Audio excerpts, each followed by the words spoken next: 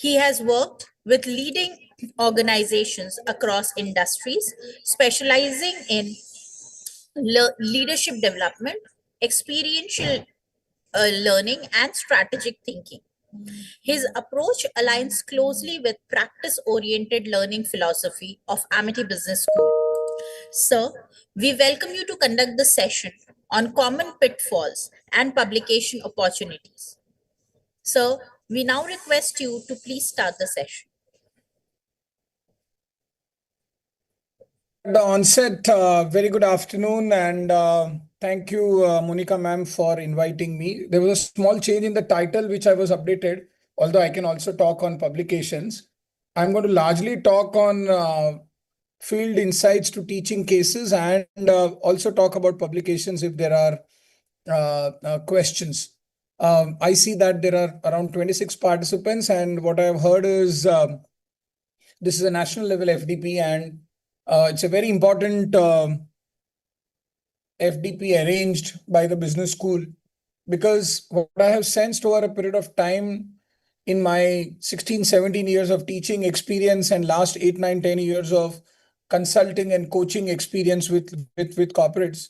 And I can make a very big and tall claim about the fact that I am one among the few academicians or academic administrators across India who has attempted to seek a mastery, not only in teaching, publication in terms of writing cases, consulting, coaching, training, and facilitation. Currently, I work in the area of family business growth in Gujarat and other parts of India. And this point for me to be mentioned is very important. That's the reason I'm sharing it. I work with family businesses across India, largely from the western part of India. And my goal is to help them generate 2x of their business value in 2 years of association. And in revenue terms, there's a retainer fee which is attached. Participants must be seeking and thinking and asking, why is this visiting faculty or why is this guest faculty talking about his consulting journey? Well, I must say way back in 2015, 2016, when I was first exposed to the whole idea of case teaching and case writing, I've attended a Harvard Business School workshop of 6 days on case method and case writing. I'm fortunate to be a part of the IIM Ahmedabad team who conducted a faculty development program on case teaching and case writing. And just last week, with the blessings of God and with the support from family, one of a very bright case on a D2C brand from Kanpur, a Naira kitchenware, has been published in Ivy Case Publishing. So a lot of work has happened in the area of case method and case writing. And why I'm telling to all the participants about this is the fact that way back in 2014-15, when I started my journey of case writing and the case method, was the idea born for me to become a consultant and a business coach along with the teaching until 2019, and then on a freelance basis. I must say to all of you that once you get a knack of the case method, which is the teaching perspective, where we can use cases written by others, and where you get a knack of the case writing, where you use your self-written cases, small, big, published, unpublished, validated, unvalidated, in class, you grow as a teacher. I'm not against research at all. Research is mandatory. Research is required. Publications are a part of the academic game which we are playing largely. Furthermore, rather, I must say that we as faculty members, it's very difficult for us largely to take 15, 20 page research papers, research articles in class. Student span of attention is going down because of AI and video-based learning. And for holding a student in class for 1 hour, 1.5 hours on a 12-page, 13-page research article is difficult. Even for a lengthy case is difficult. And I've seen, I don't know whether how much it is true, but when students come from hostel rooms to the class on a 10-minute journey or a 15-minute journey, and while taking breakfast, they internally talk about the case and etc. and all. So I'm not telling that the case method is bad from students' perspective, but from the faculty perspective, for those who want to make it big, for those who want to come in the field of consulting, for those who want to kind of actually go out in the larger corporate world and understand, relate to what's happening, I feel the case writing is a beautiful method to do so. I am also a firm believer of experiential learning. I'm going to talk about the Kolb's experiential learning cycle in a few minutes from now. And I believe that the role of a faculty in class is to actually generate experiences. And uh, the only role of faculty is to generate experiences in class, create a context for learning to happen, and not be content masters. I don't know from where it has come, but largely, at least in undergraduate education, postgraduate also somewhere, we all have something which is called our pet theories of learning. And unknowingly, subconsciously, although we continue with the same method, same patterns, I'm not against frameworks and theory. But the way in which the frameworks and theories are brought into the class, the way in which they evolve, I hope case method is the only method which can unfold the theory learning. The easiest and the most relaxed way to kind of coach and train and learn and make students learn on a theory is to present the theory. Talk about the theory, talk about the advantages, talk about the disadvantages, and fit it into an experience which does not give long term results. Content is not the game these days. Content students are better to take from any other digital method. Cases come in where the whole idea is to shift to experiential learning. The whole idea is to create a knowledge base for India centric cases, and lot many things are happening in India. As for example, the Naira case, and if you want, I can give you an access to the abstract. The Naira case, which got published in IV, Mr. Sushant Arora, the second generation family business owner of a firm called Geeta Metals, a 45-year-old family business firm. I met him in a conference. I was a part of an entrepreneurial delegation in UP and Uttar Pradesh. And for those who have heard about the Jagriti Enterprise Center, who runs a entrepreneur train journey, 500 entrepreneurs travel around 8,000 kilometers of train journey in 2 months, and there's a 1 lakh rupee fee for it. Me and Shushank were co-mentors, which were invited by the JECP. And he told his story and I told my story. And coming from a small tier 3 town in Kanpur and the family business, and he was so excited. There was a blink in his eye when he was talking about his own story of how he has separated from a 35, 40-year-old family business, and he has been able to craft a brand called Naira Kitchenware, which is doing around 1.5, 2 lakh rupee of sale for steel and other brass related products. And I found that Indian students, our own students, need to learn all of these stories. Our students, I'm not telling they should not learn Google, Facebook, Meta, Adidas, Nike, and others. They're also there. But if the students are from family business, if the students have to work in Indian corporates, they better learn practices about Indian corporates. They better learn something which they have not seen. They better learn something which prepares them for the large corporate world. I don't know how many of you agree with me, but a McKinsey research still is true. It was a 5 year old research, but it is still telling that around many of our Indian graduates and postgraduates, management in engineering, are going half baked in the corporate ecosystem.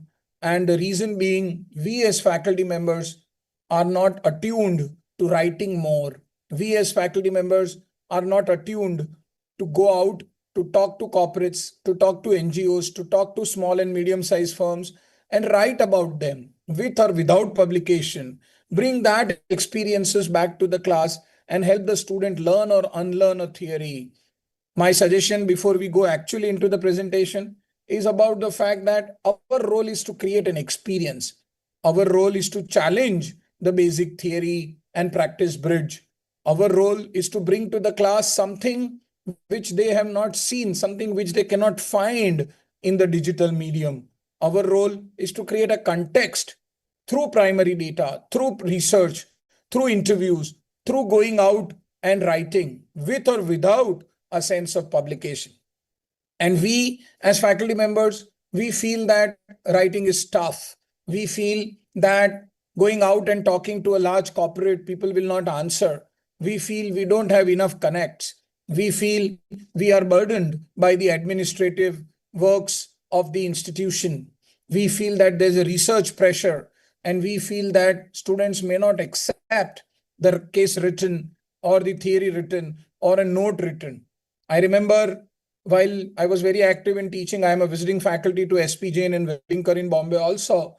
And I took a 3 paragraph newspaper article in the class, and then we discussed on it, on a phenomena, on an event, on a framework.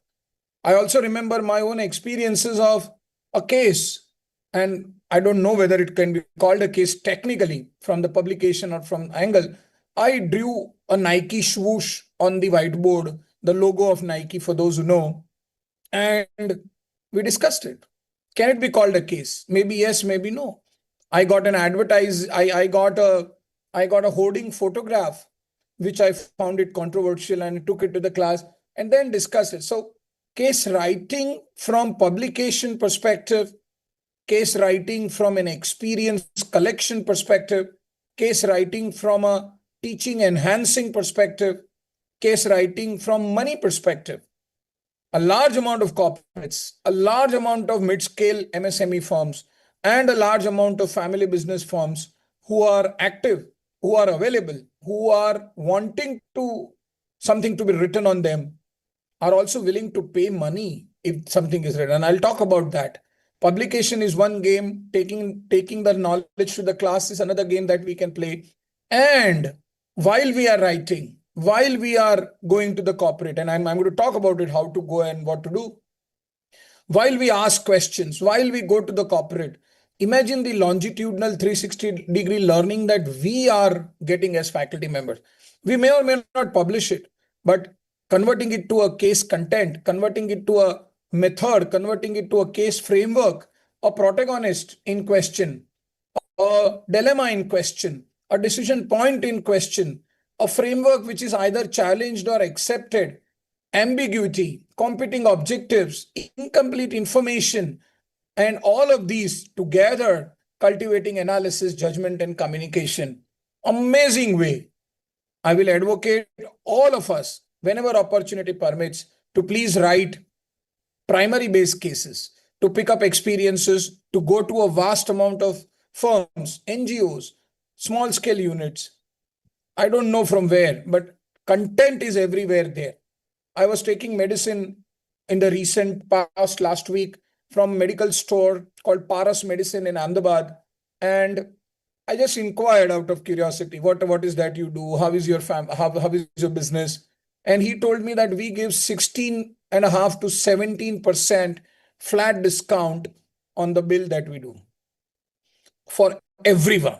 Number one. Number two, we have a chain of 36 pharmacy stores in Ahmedabad by the same name called Paras Medicine. And the person who was there was an employee. And I started thinking, is it a case content? Is it a case material? How can a pharma store open up a chain of pharma stores? What would be their business model? How would they grow? What would be their costing? How are they able to give a 16% flat commission or discount to the customer? How are they able to do home delivery? How are they able to manage their inventory? How are they able to tie up with distributors and dealers? And immediately my research mind, immediately my curious mind, and I asked the employee, when is your owner available? And can we meet?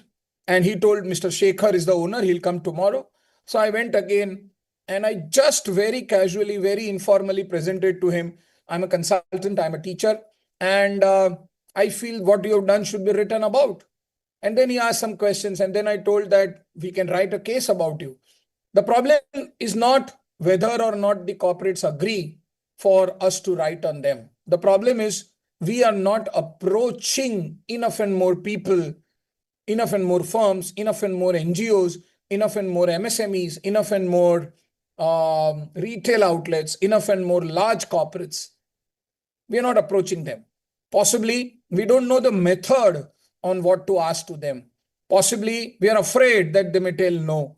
Possibly, we don't know how to conduct primary interviews. Possibly, we don't have the tenacity, we don't have the resilience to bear a certain amount of no. I feel, and I'm very optimistic here, if I've talked to 15, 17 organizations, I've emailed many people, I feel there's a strong and a positive outlook to the state of affairs. Mind well, if you're writing a case for a corporate, they are also learning. You're asking them certain fundamental questions. What is your business model? What are you doing? How are you doing whatever you are doing? When did this arrive? What is the decision making situation? What are the challenges that you are facing? What is your history? What are your high points? What are your low points? And while in my limited experience, I have published around 17, 18 cases, in my limited experience, I have found that corporates and firms do like it very, very nicely. They love if someone asks them such questions. They like if someone documents their history. They want these histories to be written. They want to be invited. Nearly in all the cases which I have written primary, I invite the protagonist to class. I talk to them. I tell them that I'm going to discuss your story. Get along your key employees. Do a product display. Talk about your firm. I discuss the case and he's listening, and he goes home. She goes home happy. Wow, am I so deep? Am I so good in that sense? And while we are writing a case on a corporate based on primary data, what I sense is that the firm also learns in the process. You'll be surprised to know, while you write a case, it's a mini consulting assignment. While you write a case, you collect so much data about the firm, about the competition, about the market, about the industry, about the published data which has come from newspapers. And then you point out to the MD, the CEO, or the person protagonist, and you go out and tell them that, oh, in your website it mentions this data, in your brochure you mention this data, the salesperson is talking this data, the sales head is talking this data, and the CEO is talking this data. Now, this multi-dimensionality of information, which because you have to standardize it, is a boon for the corporate. They love it, they like it, and they want to engage with you, and they are okay with it. Now, if this is the case, what does that mean? It is our role to go out and talk to corporates. I'll take a 1 minute pause, and I would want to listen and hear to reflections from people, from participants, faculty members, and researchers who are listening to me. Just unmute and just share some reflections and thoughts which have come from the last 10 minutes or so of my speaking. Did I trigger or help you something? Is something going on in your mind? Is something helping you? Can someone share, please? Yeah, go ahead. Yeah. Can someone unmute and talk if you want to? Any questions, any reflections, any thoughts which are coming? Yes, please. Anyone?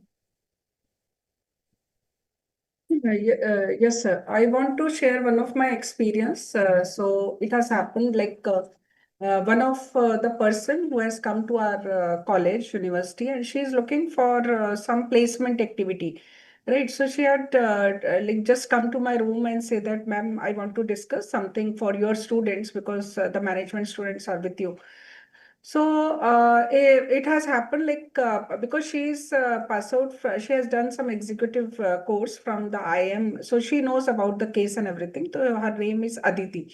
So we have just had a conversation. We can contribute like the placement is the one activity, but we can still contribute in terms of cases.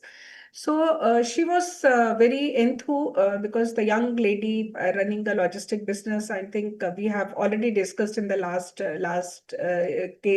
sessions about Aditi's case. So that is why how it has happened, and then we have approached her. Why don't we can write a case? So she has discussed her dilemma, like say what are the dilemma, because she is the lady and a woman, and she has given a chair by her father that you are the head of finance and HR Yes. department. But the support from the family, from the employees are not getting. So that can be one biggest Yes. dilemma. So that's what she has shared, and we and one of my Nice. colleague, Parul, and we had come up with the case. And the best part of this particular case is she said, I will be writing the case. And that's how she had supported us. And then we have given her some some headings, because Dr. Parul is already experienced in this particular case. So that is how our journey Correct. starts, and we'll be doing weekly online meeting just for 10 Beautiful. minutes from like 1 to 1:15 or so. And then it has come up, like it has taken one and a half month and come up beautifully in the terms of case. And finally it got published in this year, early this year. So that is how it has went very well, I this understand. particular journey. That, and similarly we're looking So for what? more such journeys in future. Nice. So that's what I was telling, madam. Thank you for your open and honest share. And the invite to all participants listening to me as of now is every guest session corporate that we organize is a learning opportunity, is a case opportunity. Every visitor. One. Second, you as a customer are going to large malls, you're going to large stores, you are a customer to maybe 500 or 200 brands. Each brand that you're visiting is a potential for a case writing initiative. My suggestion is just ask, just ask, and present it in a manner in which the corporate can get an answer. What's in it for me? If you explain to them the benefits that will come to you, the benefits that go to students, the benefits that will be a part of the corporate world, they will definitely agree. Definitely, they will agree. So every summer internship placement company is a case writing opportunity. Every guest session is a case writing opportunity. Every executive development participant may have his or her own challenges. Now, sometimes the participants don't allow us to write a journey about their company, which is okay. We can also write a journey about them. I met a very senior HR and OD professional in an HR gathering in Bombay, and he was talking about his story, and we are writing an IV case on him individually.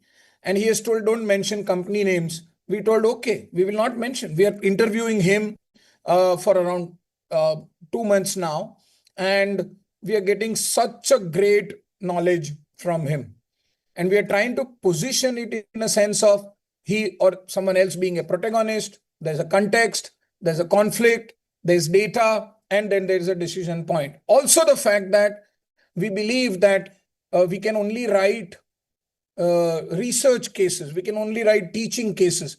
Primary database cases can also go as teaching cases and can also go as research cases. The only difference between a single protagonist, single company research case, teaching case, and a multi-company, multi-protagonist research case is that if you want to build a theory, you will have to go to around 8, 9 companies. You'll have to interview. So, as for example, for my PhD topic on relationship marketing for mobile telecom services, I met the CEOs of Gujarat Telecom Circle of all the 6 companies. And for my PhD research, I'm doing 2 things with them. One, I'm publishing individual teaching cases for each company, and with written permission and approval from them, combining the qualitative data and converting the qualitative data into quantitative data using tools like NVivo and others. I'm writing a full-fledged case-based research paper combining the 6 companies, 6 interviews, which is being done. So both ways, primary research, primary based data cases are useful. I mentioned about this. Writing cases will help us collectively either challenge or accept or deepen a theory. It will improve us as faculty members. It will make us refresh the way in which we are seeing a theory, and it will build up intellectual capital. For institutions, if the case gets published, I know of many case centers. I hope Amity also has a beautiful case center in Ahmedabad. I know people there. Joel sir and Rajan and others are my student. Joel sir is known since 15 years. Now, if the institution is deciding to open up a case center within themselves and link it up to Ivy or to Case Clearing House or to Harvard or to other IIMA case publications, etc. And I hope all of us know, for every case globally sold at a dollar price of around $1.5 to $6 per case per student, once the case gets accepted, primary cases get accepted more, India-centric cases get accepted more.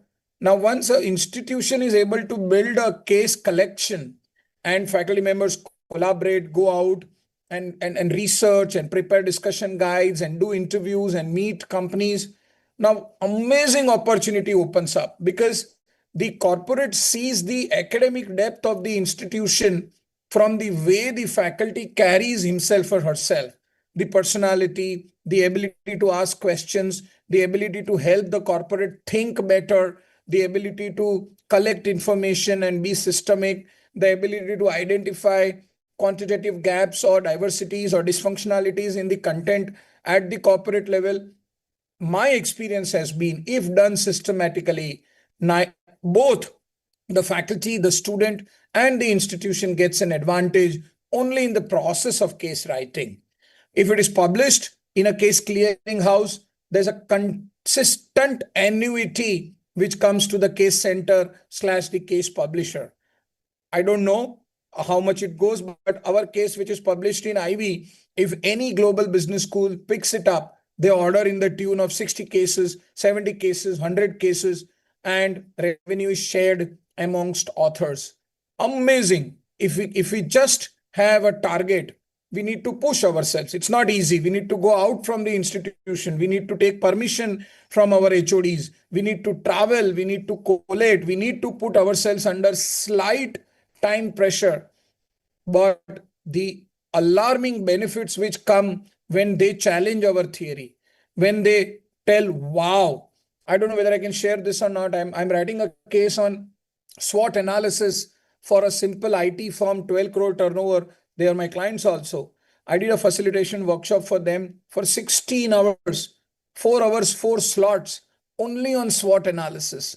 Now, in class, with due respect, a given strategy faculty may teach the SWOT analysis tool for maybe half an hour, 1 hour, maybe 30 minutes, strength, weakness, this.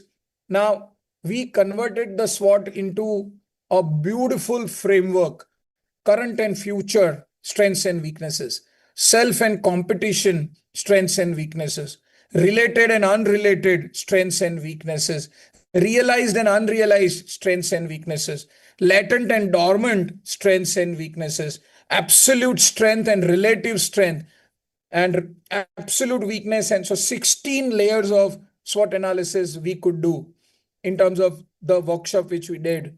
And now it's a beautiful case on how does one firm convert the SWOT analysis to a strategy, to a vision, because that happened in the workshop.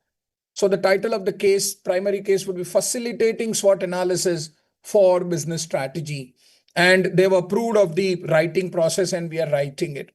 Now, amazing benefit. I need to go further. So if you sell yourself very nicely, which you will by your writing, there are consulting pathways which come in. There's a research credibility will come in. Let us just hope not break, but pause for 1 minute and let us commit to begin before I actually start talking on how to write and what is right, what to be written, and etc. I want you all to reflect and possibly write in the chat box quickly on what cases do I use now versus what should I use? Which domain industry do I love and which I understand? One word. What prevents me from writing my first case? How good or bad I am in getting approvals? Am I aware of certain tools and etc.? What real situation? Let us focus on question 4. I want all of you or a few of you please to write on the chat box very quickly on what do you feel can be a real situation which you have faced, which can be converted to a case possibly. And you have to just go with an hypothesis that this experience is convertible to a case. May not be, but you have to go with an hypothesis. We also make mistakes of force fitting the theories which we know and seeing the firm from the lens of the frameworks which we are over good at before writing. Don't do that. Just be open. Let it emerge.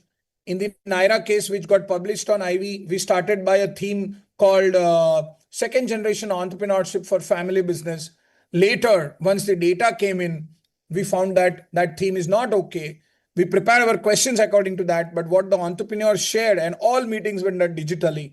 If I was in Ahmedabad, my co-authors were in Manila, Thailand, Asian Institute of Technology, and my other co-author was in Nirma Institute of Management, Ahmedabad, and we did around 7, 8 1-hour meetings. We transcribed them, and what we started off with did not go ahead, but we came up with a different new title. So in the next 2 minutes, I invite all of you to start thinking from the real experiences which I have, good or bad, how many have a potential to be converted. So please write a brief single line statement. My experience with a retailer, my experience with a sari shop, my experience with my son's school or college admission, or my experience in traveling Vande Bharat. I mean, I don't know, because it can be a video case. I mean, so there's a 17-minute TED talk available by Sudhanshu Mani, who is the founder of Vande Bharat. And I use that case in corporate entrepreneurship in an executive development program. A 14-minute video and a 2-page write-up, which I did. And I added my and others' experiences of traveling in a Vande Bharat, and I draw a theory framework for that. So I will pause for 1.5, 2 minutes. I want you to just reflect on what are your real current experiences which can be converted or which have the potential to be written in a case. Yeah, I'll break for 1 minute. Kindly start writing on the chat box. Let us start with that. Anyone? Yeah, let the chat box be full.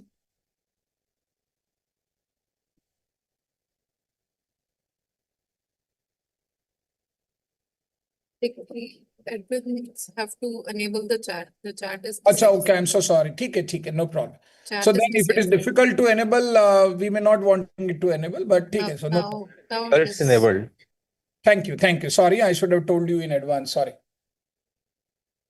Let us quickly write on the what has the potential. Oh, I am the only one with my video on, is it? Wow. It's okay, no problem, no force.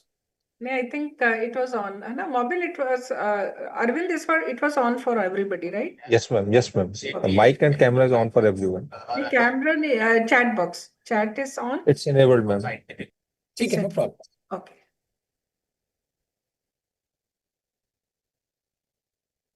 Oh, we are thinking deep. Chalo, no problem.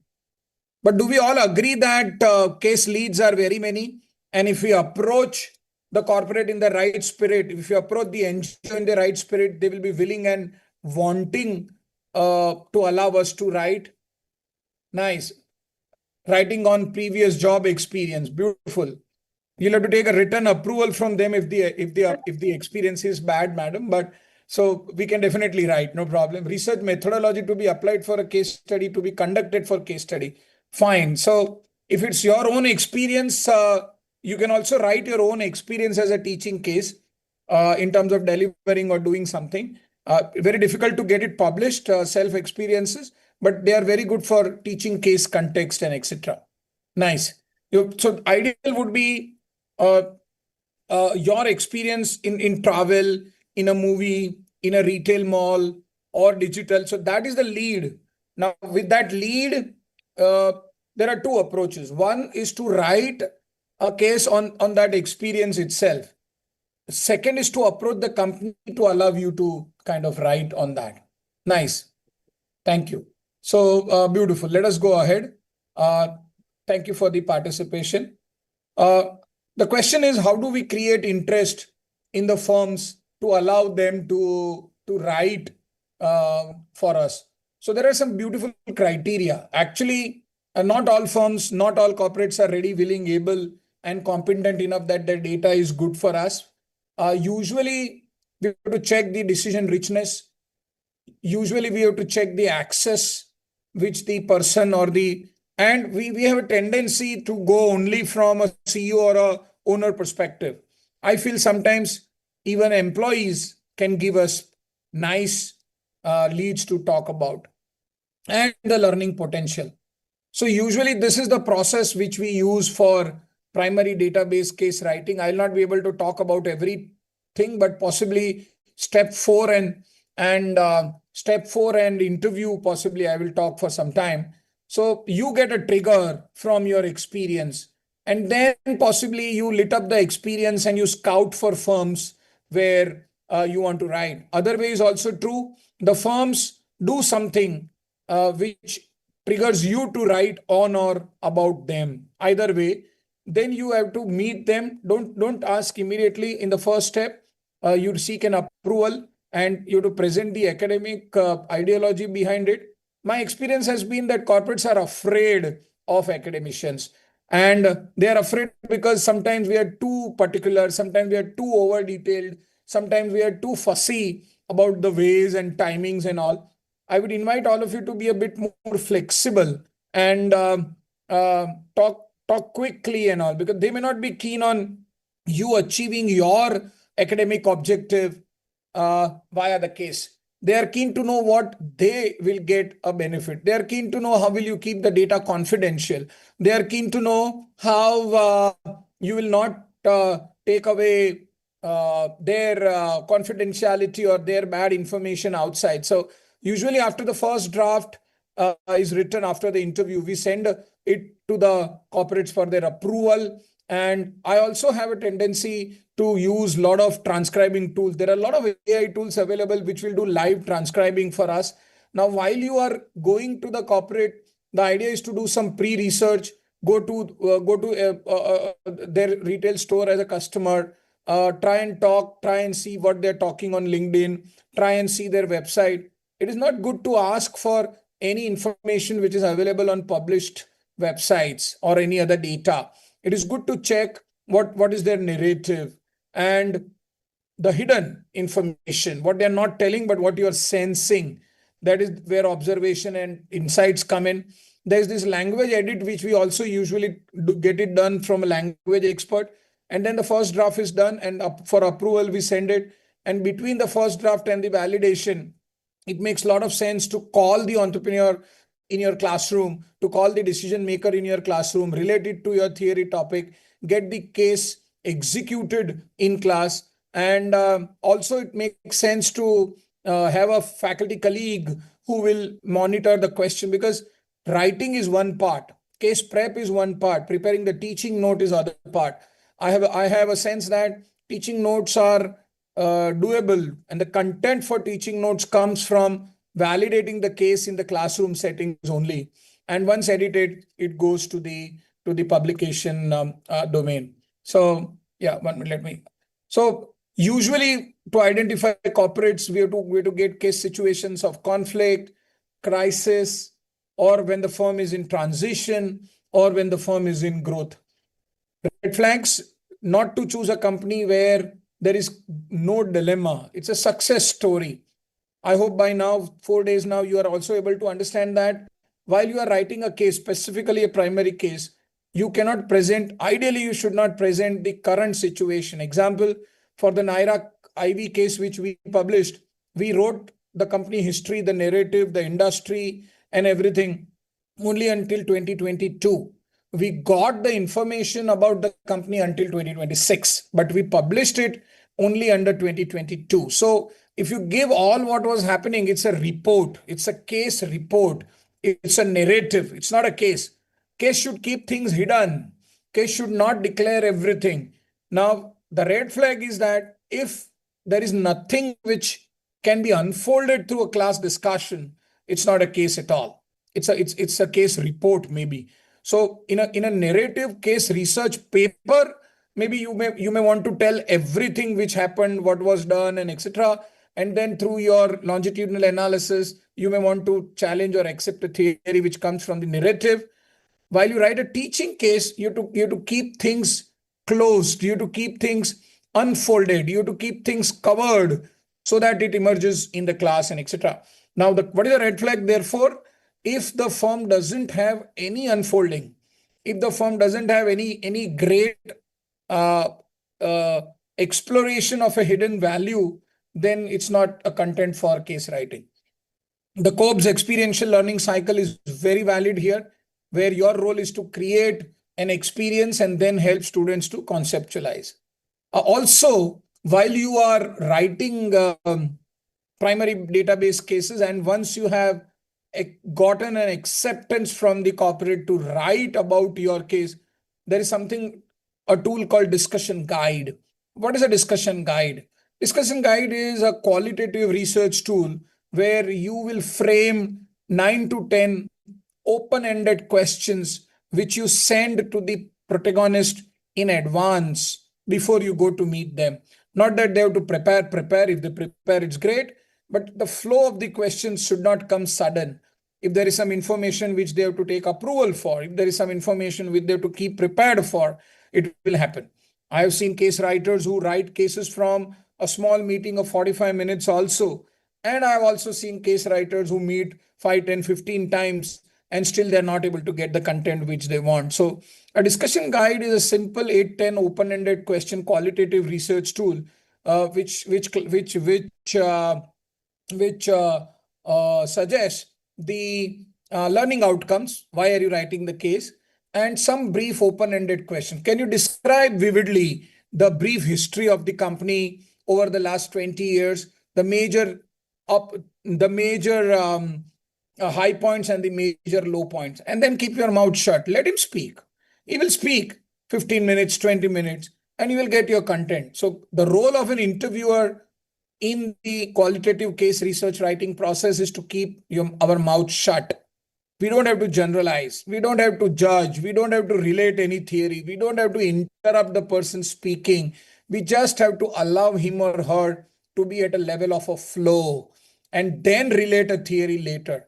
Also, sometimes we make a mistake to seek approval from the corporate for relating a theory which is valid based on the content which they gave. I feel because we are intellectual experts, I feel because we are good, I feel because we know our field of work, I feel we should not seek approval from the corporate for the theory which we are trying to relate or challenge. It's your role. Also, we should not be rigid that this case will be applicable here only. The more general the case, the more multi-applicability of the case, the more the case can be used for multiple arenas within one field and multiple fields, if at all, the larger chances of acceptance are available. Also, the fact that never stop at writing one case. I'm writing a case with a company, which I'm of course consulting with them. And like Harry Potter movie, if you see, can someone tell me, unmuting and tell me what is specific about the range of Harry Potter movies across this 10, 15 years, 5, I don't know how many, 12 years they've published. Anyone can unmute and tell me quickly? What is specific about the Harry Potter movies over a period of time? Anyone? Someone can unmute and tell me? What is typical, one feature about the continuity of Harry Potter movies over a period of time? Yes, please, anyone? I'm just checking whether we are all listening or not. It is adventurous, that is one thing. And second thing is we can relate the childhood of a Nice. actor to the one age to the different ages. So it can be more of relatable kind of. Nice. So what has happened, madam, across the first movie and the latest movie which may have been published? What has changed? Change only the actor who was younger Nice. before and then grown up. So if you see, madam, thank you for your share. If you see with the growth in the actor, the story has changed. Okay. And the actors have remained same, but the context has changed. Now, this is a big hint I'm giving to all of you, and which I have been doing. There is a method called base case. Then there is a case A, case B, case C, case D, case E. Now, if you pick up a startup example, and the startup gradually travels through its own journey of business growth over 5, 10, 15 years, I'm telling you, each phase of the journey, it has a potential to be written about. Now, what does that mean? One firm over 5, 6 years can provide you 6 to 10 leads, different leads to write. So case A is the base case where you check the current context, but as the firm progresses, also there are opportunities for large firms, of course, where you start with the base case, give a general decision-making dilemma, and then go deep, go penetrative, and write about the marketing function, write about the finance function, pick up something, credit risk or fund and fund flow, if finance is your area, strategy if it's your area. So that much potential. Now, therefore, once you prepare the discussion guide and once you go to the corporate for writing the initial base case that you are preparing, the discussion guide there will be very important. 10 to 12 questions, all open-ended, and let them speak more. In the first 3 or 2 interviews, you speak 10%, the corporate speaks 90%. Now, how to take notes? That is also a big challenge. So the best thing for you to do is to take someone with you who can write if you have mistaken. Better also thing is to record the audio and see to it that there are no other major disturbances like plant ka noise or etc. coming in. Also tell him that we will not publish this audio and it is on a confidential data, and give him freedom that if he doesn't want to go on record with some data, he can tell to stop recording. That is also fine. Digital interviews are also valid even for research, for primary interviews. So there's no need to travel also. Zoom also gives a recording feature.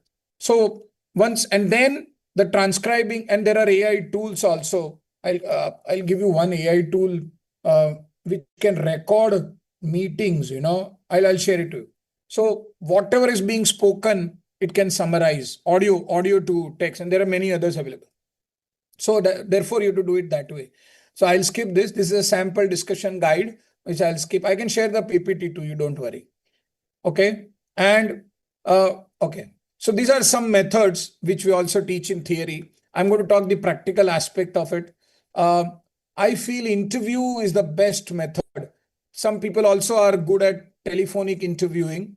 What telephonic interviewing does not help with is it does not help for knowing the context of the organization. You don't get a feel of meeting the lion in the jungle. So as far as possible, try and meet the person in his or her office. We wrote a case which was published in ECCH, European Case Clearing House, and you'll be surprised to know the person was from LIC, Life Insurance Corporation of India, and he was a development officer.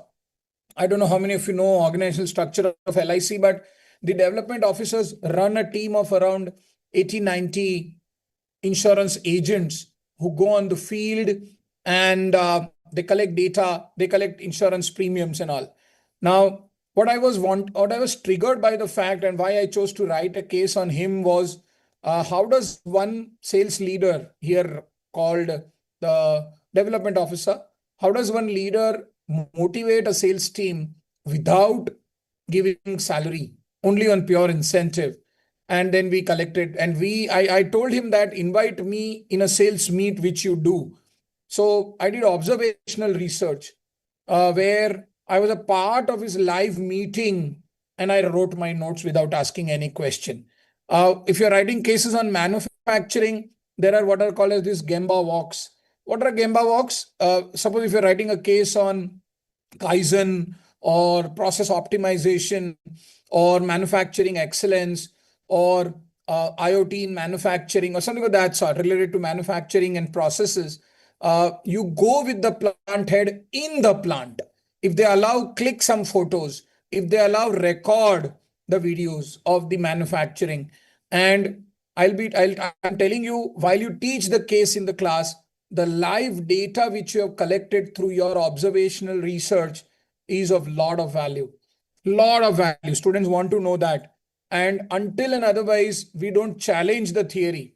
We don't extrapolate the theory. We don't go to the next level of theory.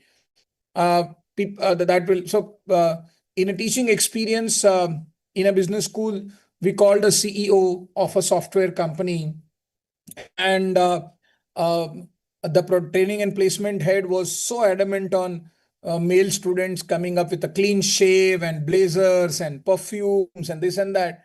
And to our surprise, the CEO of the IT company came in a shorts, may not have bathed also for 1 or 2 days, maybe, I don't know. And he had a big beard and his hair was filthy. Session was absolutely wonderful.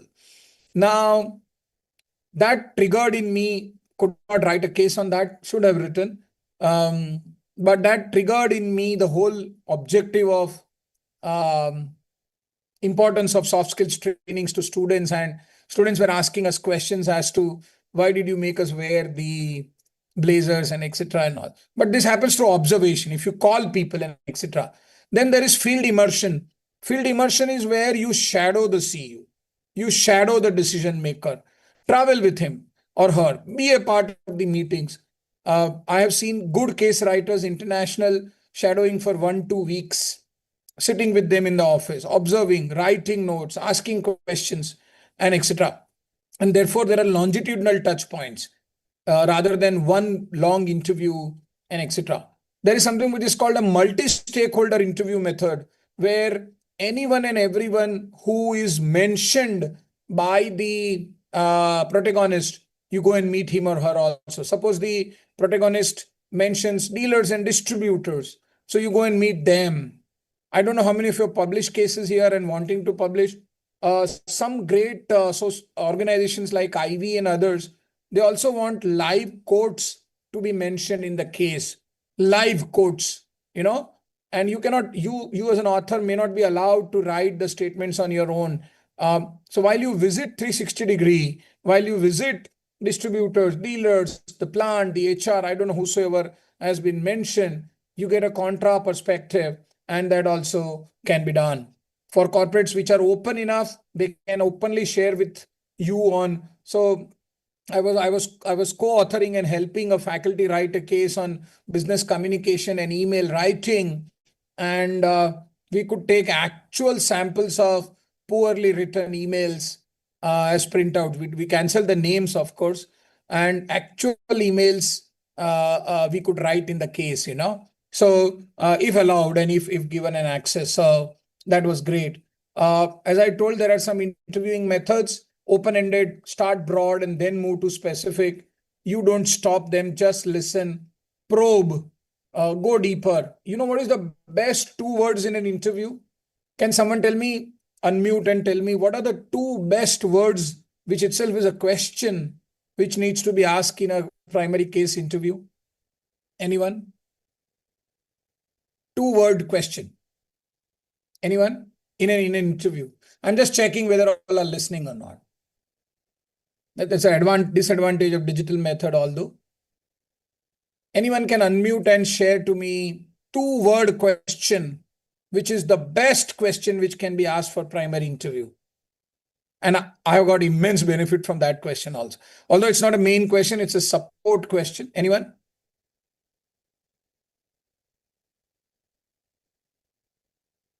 It could be tell us more. Nice. Thank you, madam. Preeti, madam, right? Thank you so much. Tell us more. Can be re-paraphrased as Or what batao. else? Or What batao. else? What else? And once you ask what else, 5, 7, 10 deep layers open up. I'm telling you. I'm coming from experience. What else? Also, if there are some contradictions, my suggestion is don't surface them immediately.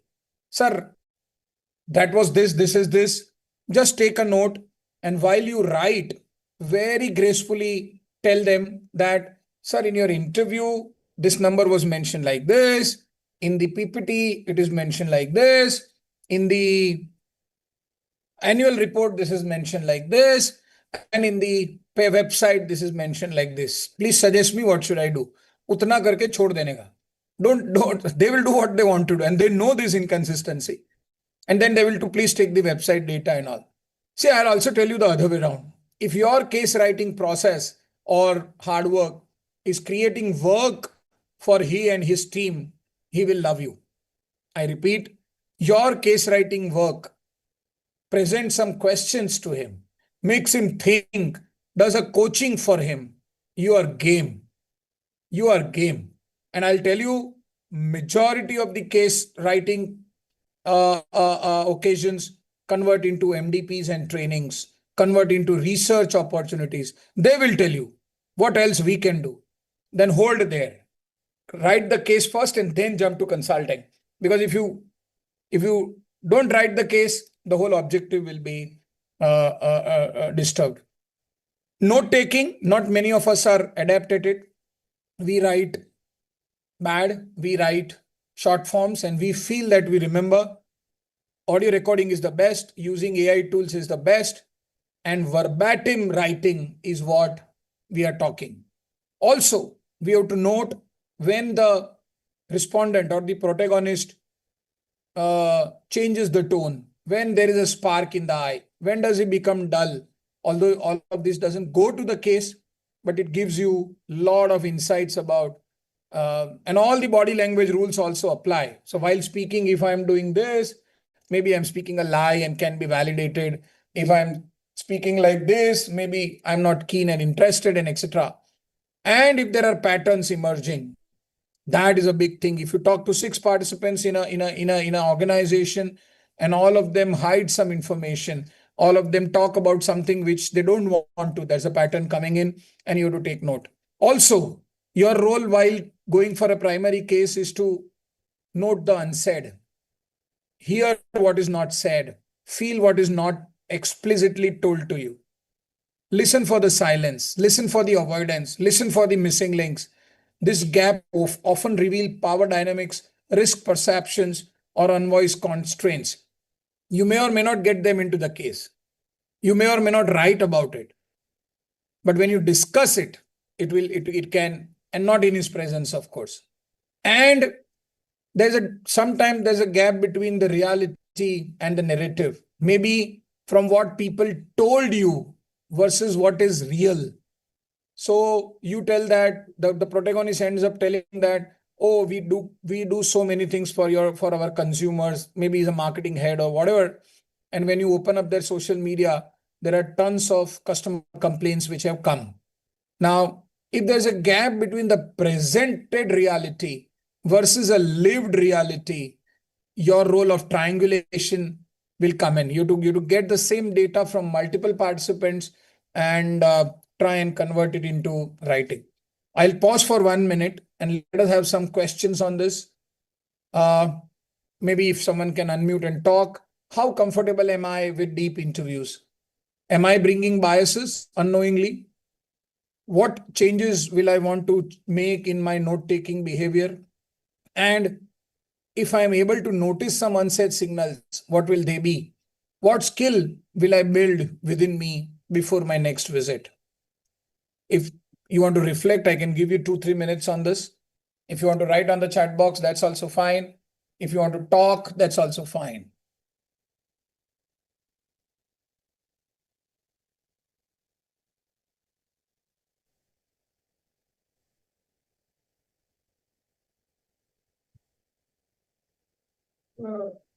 Yeah. Yeah, sir. Basically, like what I feel to hesitate for the first conversation regarding to the case. So how to pitch in? So you're Yeah. telling me you already have a lead. You got something Yeah. in mind Because that because if we say that every day, most probably we are having one or the other guest coming in our organization, to whom we interact. So because the students are going for summer internships, and we are the mentors for many of the students. correct. So how to go about it? Is the personal meeting important, or we can have through phone as well, or like say what is any any lead or Nice, nice, nice. anything? Yeah. So Correct. So this is tough. This is tough for us as faculty uh, to go and ask every guest who has come, and for us to go and question them every time. Not easy. But I'll tell you what is a simple process.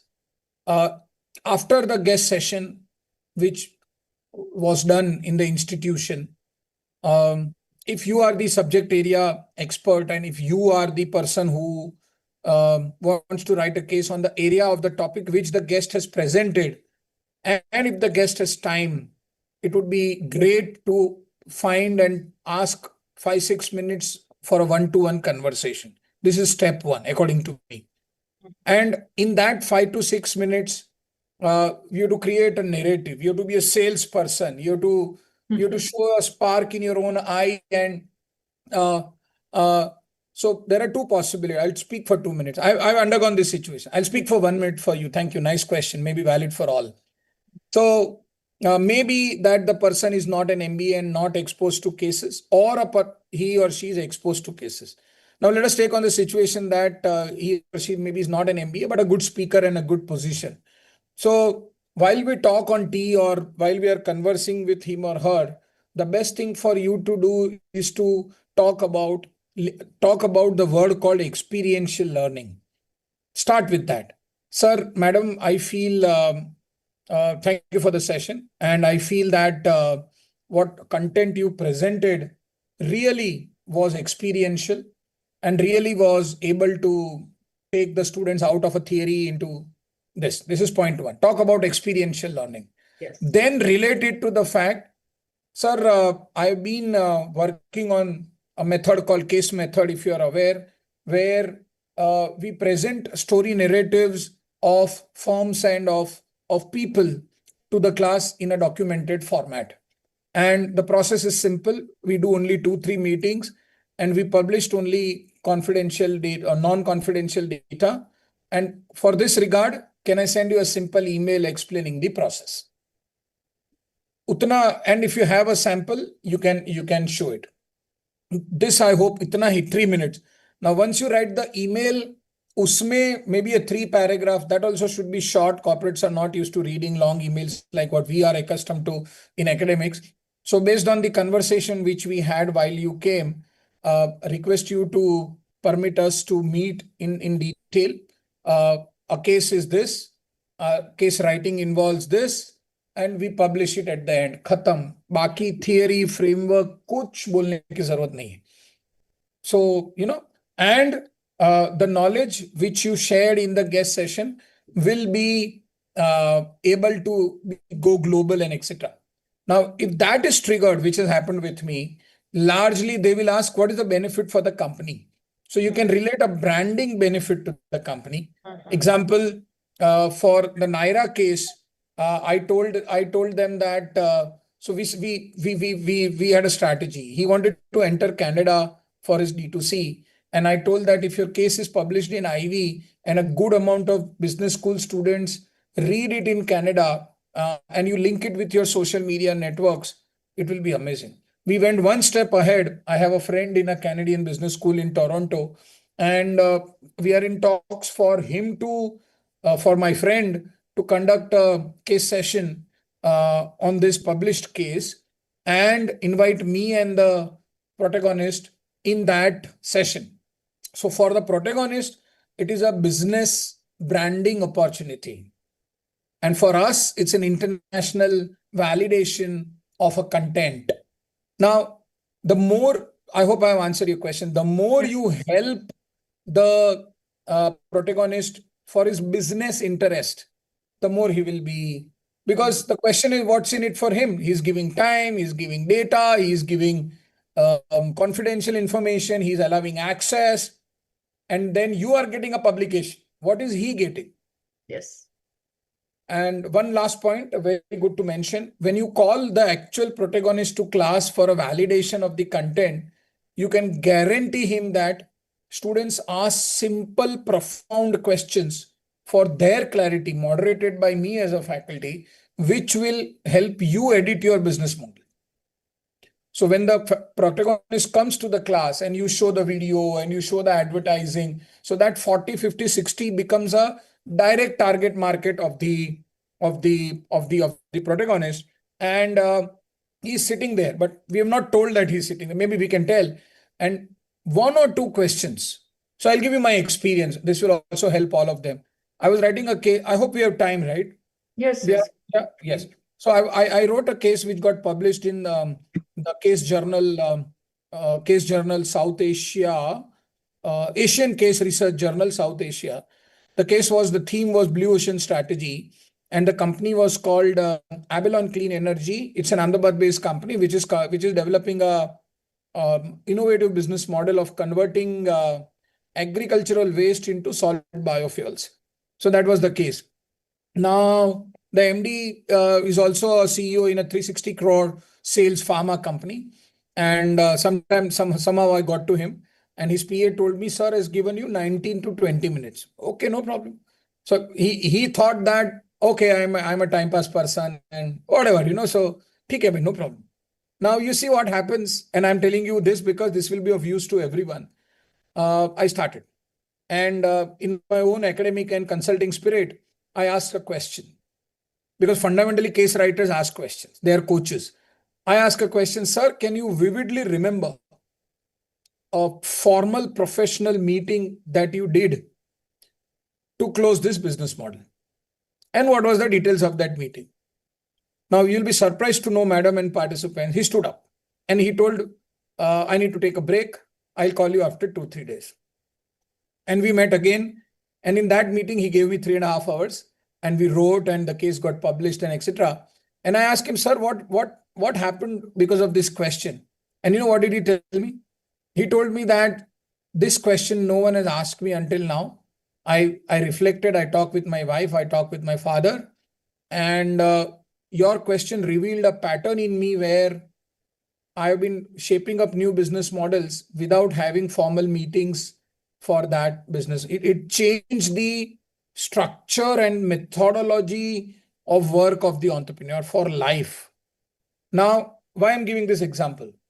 This insight about what a case writing process can do to the corporate needs to transfer to them in a one-on-one meeting or a telephone phone call or an email. They are not knowing what are the benefits.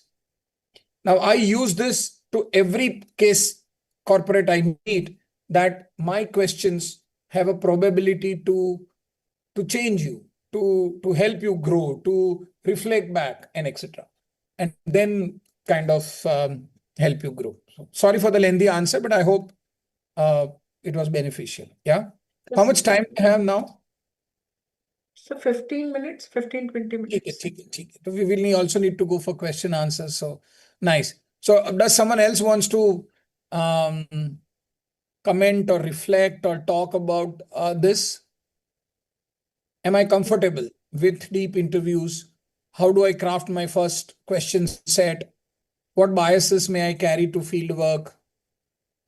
Note taking. So I will send a PPT to all of you. So, but immediate reflection if someone wants to do. Yeah. Anyone? Or I should move ahead? Are the participants usually this silent in other sessions also? So, what I hope I'm audible, sir. Yes, you are, madam. Go ahead. Sir, in case cases where constructive discharge have taken place. Come again, madam. Come again. Constructive discharge or dismissal of employees in the current corporate sector is a very common criteria. If we would like to address that in a case study, then how we can conduct the interview without offending the organization? Nice. Great point. So you pick up that employee. To add upon, she is doing PhD, and her topic is related to the same. So that's Okay. why Nice. Yeah. So the best way to do is to see the case from the lens of the person who lost his job. Okay. Now make him the protagonist and do the interviews, justify your primary data context creation, at least for a teaching case publication, and hide the name of the company. Okay. So are you understanding? So from in the Yes. title, the lens of the personal, the data is collected from the person, not from the company, and the name is changed. Fine. Or if the company is bold enough and if you can get a written approval for them for writing that, fine. Or else the other way around is go to the company, ask them and tell them that I am a PhD researcher and I'm writing multiple cases on HR practices, this, that. And don't let your title or your theme open up. Write the case in a manner in which the whole thing of they throwing away employees is not mentioned at all, and take it to the discussion note, teaching note level, and bring that context in class. Example, the CEO, last paragraph, I mean, it must have been talked earlier also. The last paragraph usually presents the decision dilemma again in similar context to the first paragraph. So, Mr. Manoj, the CEO of Zephyr Technologies, was sitting in his office with a cup of cappuccino coffee and was worrying and wondering, what do I do with my excess staff? And what do I do with the bad recruitment which has happened? Stop there. Stop there. And then while discussing the case in the class, name the employee whom you have interviewed and tell them that Manoj was working with, and get Manoj in class if you want. Manoj can speak about his experiences. The case doesn't mention about the name of the company. So write about the company, stop at that point, what all has happened before the exit or before the, in corporate we call it ATR, asked to resign, which is okay. It's a big thing, I mean, sort of, and do it that way. So get the person, and then because the case was written from the lens of the employee, his perspective will be presented in the case, teaching case. Now, if it's a research case, this will be difficult, because in the research case, you will have to go and interview 5-10 companies. You'll have to present actual data of exits. You'll have to present the actual emotional turmoil faced. Or else you can do also one thing. You get the HR in question. Again, it's a very difficult thing to do. But get the HR in question and ask him or her, how difficult is it for him or her to tell someone go? So usually, I don't know how many of you know, but corporates में एक छोटा सा room होता है. I mean, वो room उसके लिए ही बनाया गया होता है. And if the HR takes you to that room, that means आपका खेल खत्म. Meaning, you'll be told to resign if you go to that room. So, ऐसा कर सकते हो. I hope I have answered your question. Yes, sir. Definitely. Right. It was Thank very you. nice. Nice, thank you. So let us go ahead and towards the closure. I'll keep 10 minutes for question answers, if any, but मैंने बता दिया ये सब. So firms are reluctant. They will not allow you to write. It is your zid which is more important than their non-ability. So don't go for big firms. Why is there a need to go to Facebook, Amazon, Flipkart, and others? Go one level down. In your city, wherever you are from, there'll be at least 1,000 small and big vendors and suppliers to Amazon and Flipkart. Write about them and then bring Amazon in perspective. From the lens of that small player, let students visualize what Amazon is doing and not doing. Because Amazon will never ever give you a permission.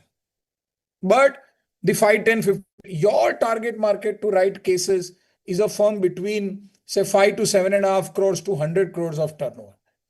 Because for them it's a merit. कोई academician आ रहा है, time दे रहा है, benefit दे के जा रहा है, someone is coming and giving a benefit to me for my story, and उनको बेचारों को बोलना नहीं आएगा. They will not be able to speak. So take them to the class and let them. I did it. So I'm writing a case on Lion Steel's 170 crore 9 family member company in Ahmedabad, 40-year business legacy, and I happen to be their business coach and consultant also. So we are shaping up their business story for 500 crores from the current 170 crores rupees of work. And I took him to a leading, chalo naam bhi de deta hu. I mean, I took him to a leading business school in Ahmedabad, and I was discussing the case and etc. And he was invited, saab kuch bolo. So he spoke only 2 lines, sab kuch acha hai. But when students ask him questions in local Hindi, he was able to talk. So these guys are not good presenters. So, and then open, आपको जो information लेना है वो ले लो. Now, once you get that approval, is what I feel it's a beautiful approval to be gotten from them. And if they want to keep their names anonymous, lovely. One more point, sorry I missed it.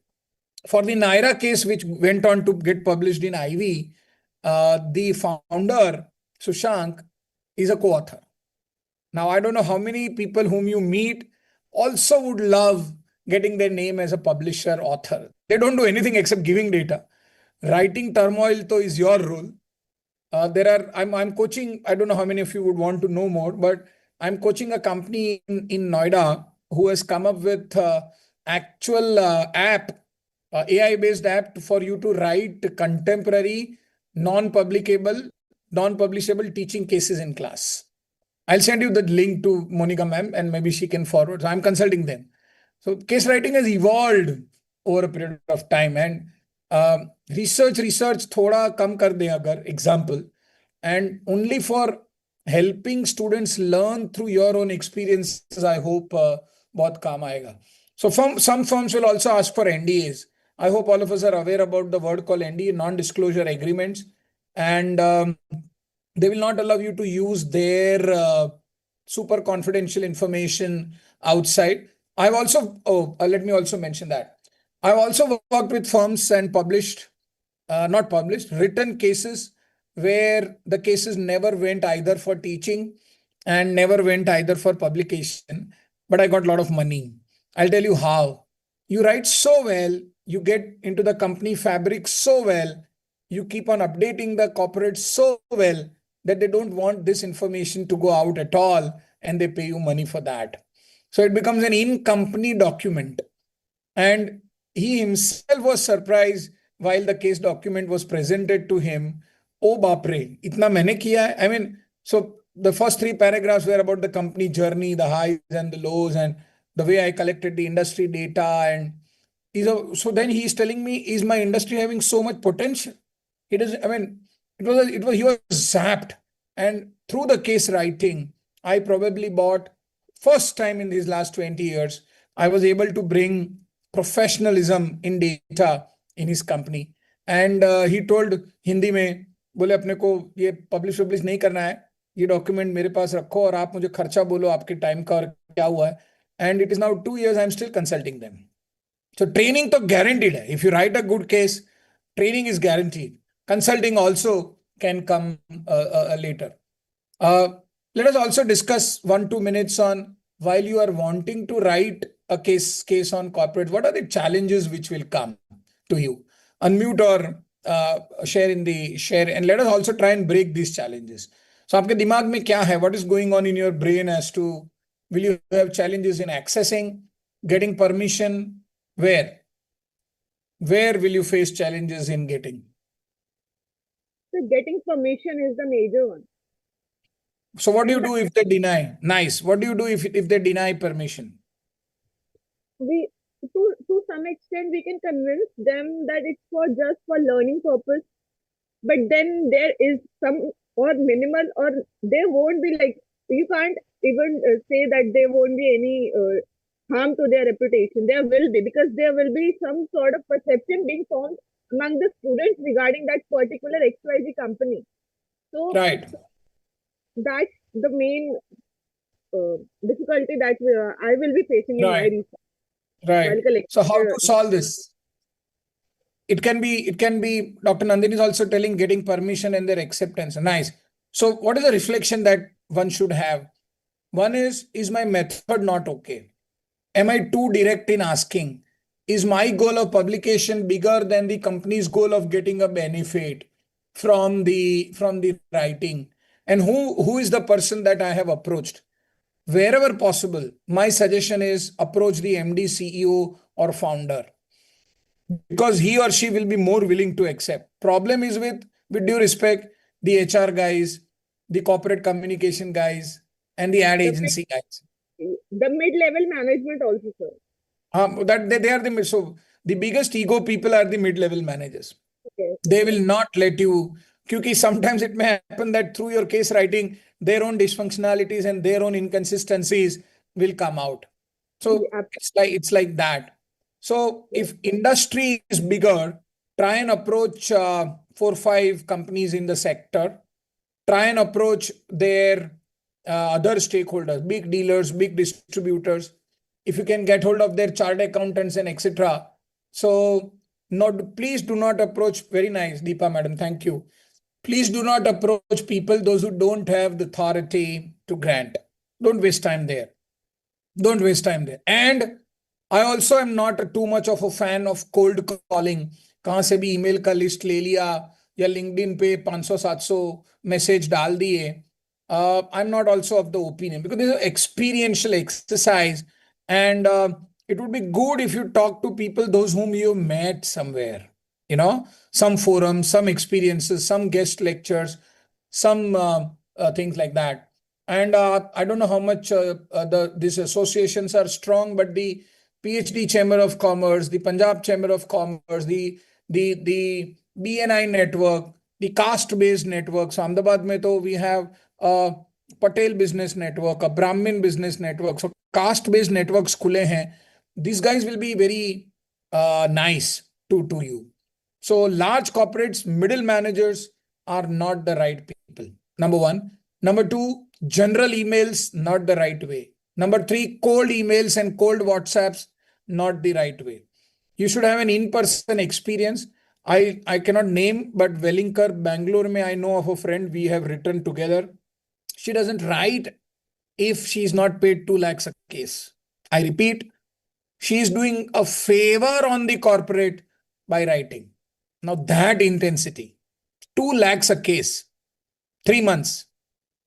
So maybe somewhere we are unable to create our own dignity as academic researchers. Maybe in the whole research world, a teaching case is not given that much research importance versus a Scopus ABCD or whatever, Q1, Q2. I don't know. I've not published many, so I don't know. All my life, I have been a case writer and a case researcher because I feel the corporate gets humongous benefits from the case. And there are people I don't name. I know individually in Western India, in Central India, in North India. I know 4 or 5 people. We have a network. They are professional case writers. They bill for you to write. And not the negative part, they also become co-authors in the journey, but they bill the corporate to write. So case writing is not easy. Until you have a skill, that's a different story. But there are people, those who have published IV, I'll not name them also, but 4 दिन में 3 दिन में लिख के 2-3 बार edit करके ivy में भेजने वाले भी हैं. For Harvard, you will need access to a Harvard faculty. For IIM A and IIM B case publication, you will need access to a faculty. So IIM Ventures का आप LinkedIn पेज देखिए, उसमें वेल्लरी करके एक है madam, VELLARIE. If you connect with her, she has been appointed by IIM A for writing and publishing cases for the IIM Case Center. She's good, she's approachable. Also, Professor Saral Mukherjee from IIM Ahmedabad is the chair of the just newly opened Madan Malaviya Center for Case Study, Writing and Case Method of Teaching. And he's organizing a beautiful 4-day FDP offline at IIM Ahmedabad. I will send the details to Monica ma'am. Please share it to all participants. But they are billing 60,000 for that 4 days of case writing. EDI Ahmedabad, for those who are keen, EDI is doing a case writing workshop on 30th April, 1st May, 29th, 30th and 29th April, 30th April and 1st May with a focus on entrepreneurship and family business. You just have to submit a case lead to them.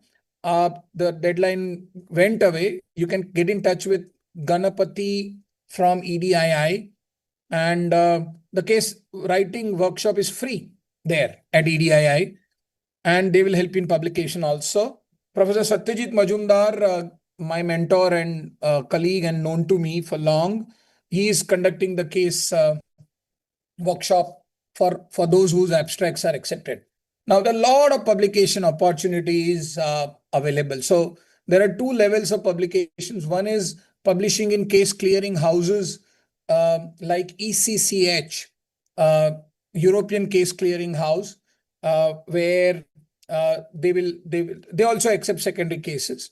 IV, I hope, only accepts primary cases. IIMA also accepts primary cases, and you need to tune up with one IIMA professor Otherwise, they will not accept. Harvard also only accepts primary. And again, you need an access to a Harvard professor. Journals, there are very many. There's a case research journal and etc. I have not come across any big university, private or government in India, who is specifically having a case journal within Scopus. Although the South Asian Case Research Journal is a better way to put it. They only publish cases, and it's a long time for us to write more and be accepted as case writers. Because if you write a primary case, it's not that you don't have to do a secondary research.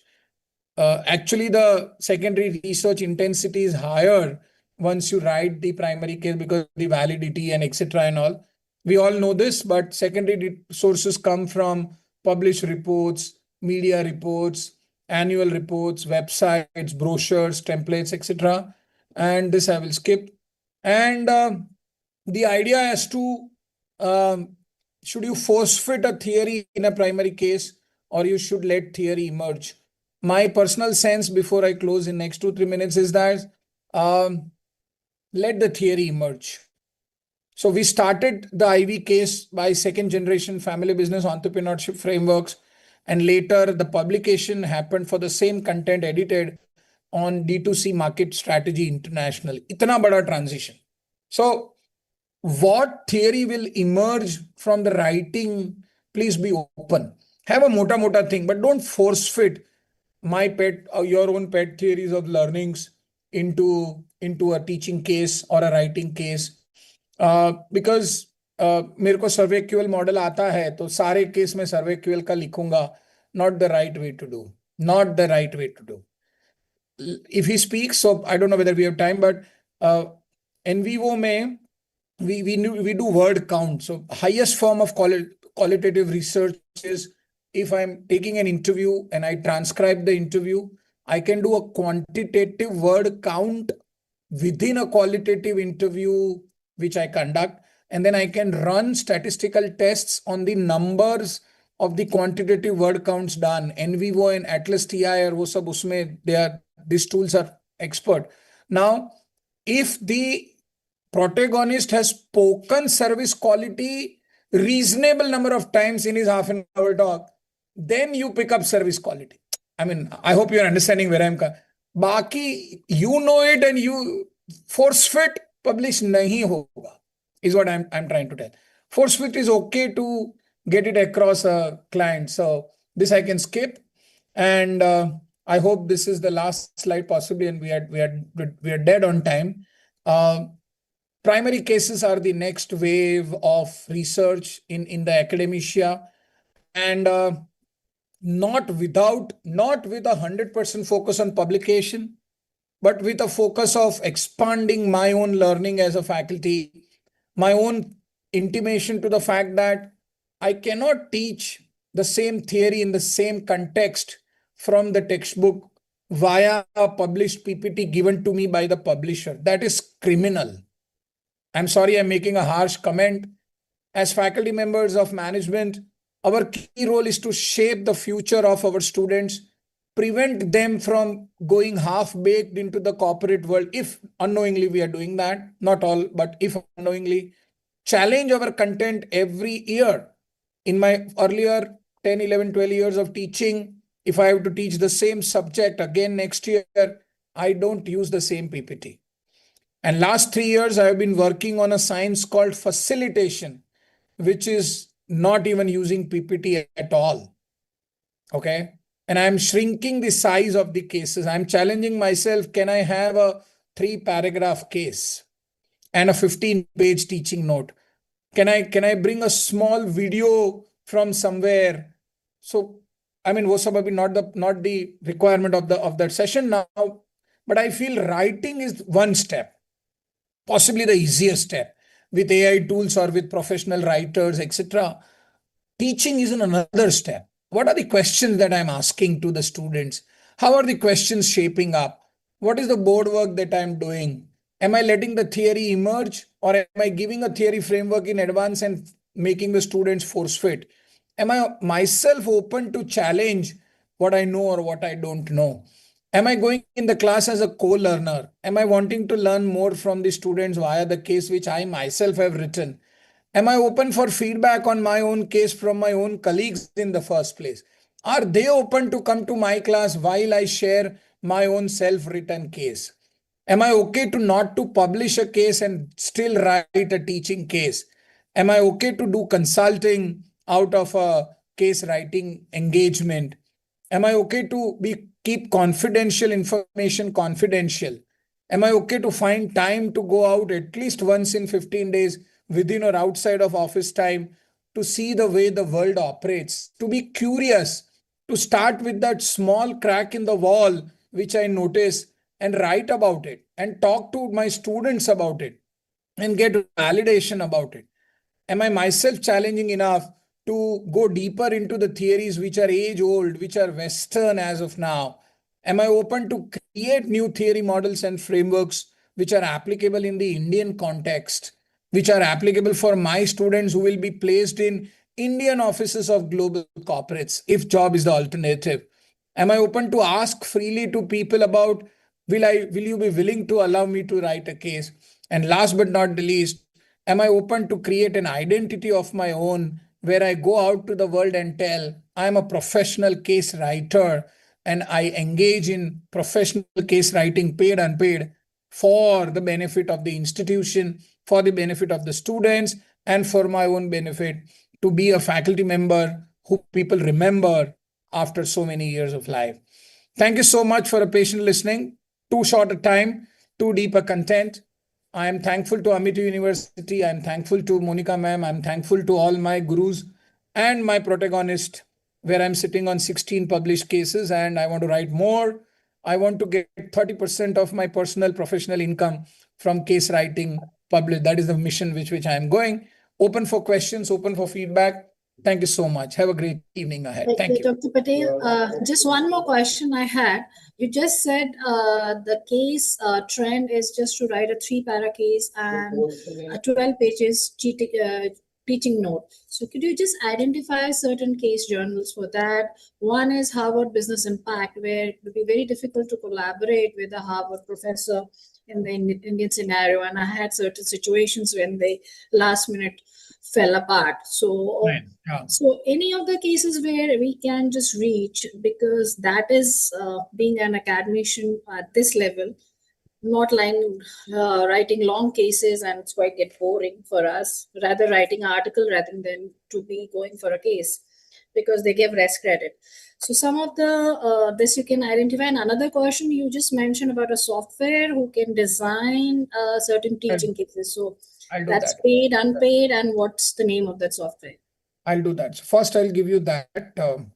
So it's an AI tool which records and summarizes audio input as it is gathered live. Okay. So if you're meeting someone, you may or may not seek permission, but usually you should. So it will summarize all what discussions have happened and etc. and all. So the tool is called, it is free. I'll tell you. Tool.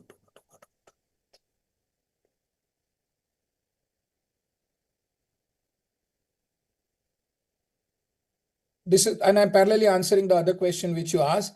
With due respect, a 4-paragraph and a 15, 13, 14, 15 page teaching note is not a good content for publication. So they have their own standards, 7, 8 pages and annexures. And I mean, you appear to be experienced in this industry. So not possible.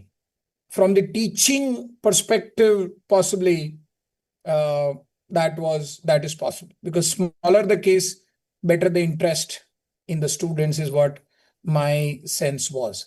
And a single visual case, teaching level, only a Nike swoosh drawn on board, 10-15 questions, and a 3-hour talk on marketing and branding ethics for Nike is doable. I'm not getting that. Wait, I'll just check. It's a beautiful tool, I'll tell you. Wait, I'll ask him only. He gave me. So that I'll immediately give. Please give me. Okay, thanks. But the contrast perspective is non-research consulting and training perspective. I hope if my bucket of research targets, if I may use the word, please allow me, based on the API and other scores is done for 1 or 2 years, why not shift the perspective, move away from publication and go towards MDP consulting, or even one step ahead where I have done enough and more work where corporates pay us for actual practical research, consumer research, mystery shopping, industry research. I've done many assignments while I was a faculty and while I'm not also. So once you write a case, lot of information asymmetry gets triggered in the company, and they pay money, good money, if money is the objective, for doing practical research on data, on consumers. So we did a mystery shopping for a brand called I'll take 1 minute. Mystery shopping for a brand called Chaswala in Ahmedabad. They have around 130 outlets. The owner met me at a conference. We exchanged visiting cards, and I told, sir, I'm a case writer, this, that. We are writing a case on him on franchisee mechanics and everything. And somehow in the conversation, he found me good and he told, sir, we want to do some research. मैंने बोला what type of research? बोले not academic research. Um, so I asked what type of research. Then he's telling, I want someone to visit all the 130 outlets, get pictures and collect data about this, collate it and make it a presentable format. We did that. And then we converted that into a quantitative descriptive statistics based concept note for a research publication. It's still in progress. So ये वहां से वहां lead निकलता है ऐसा. Directly, I feel it's very difficult. Please give me the name of the. Yeah, I'm open for questions, reflections, if any. I hope the time was enough, and madam, the learning objectives were achieved, etc. I mean, I would want live feedback.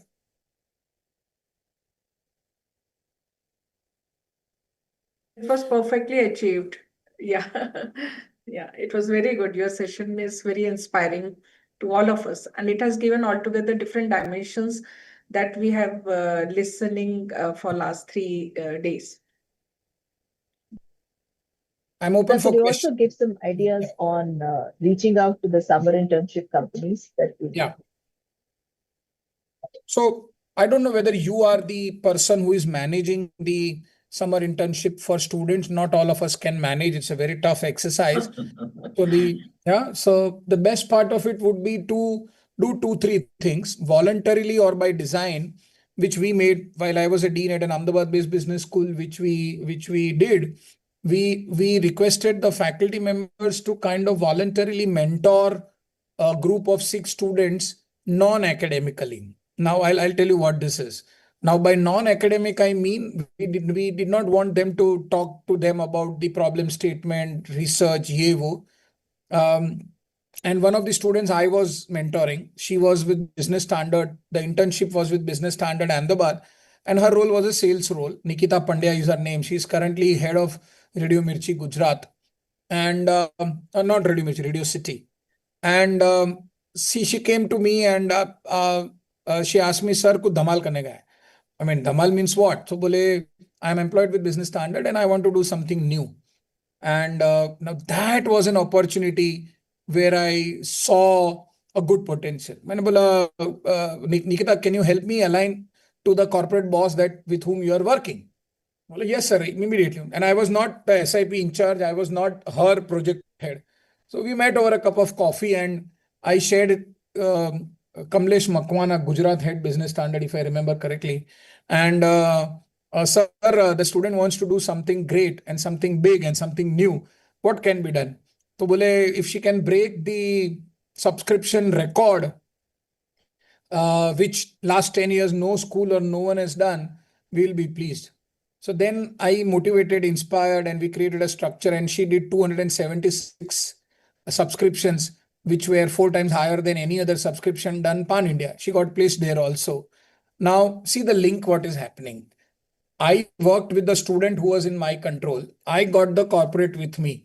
And we met again over a cup of coffee and Kamlesh is telling me Hindi में sir कुछ मेरे लायक काम हो तो बोलना. But a lot of काम भाई, बहुत काम है. So we wanted to write the case on business standard, subscription and sales and etc.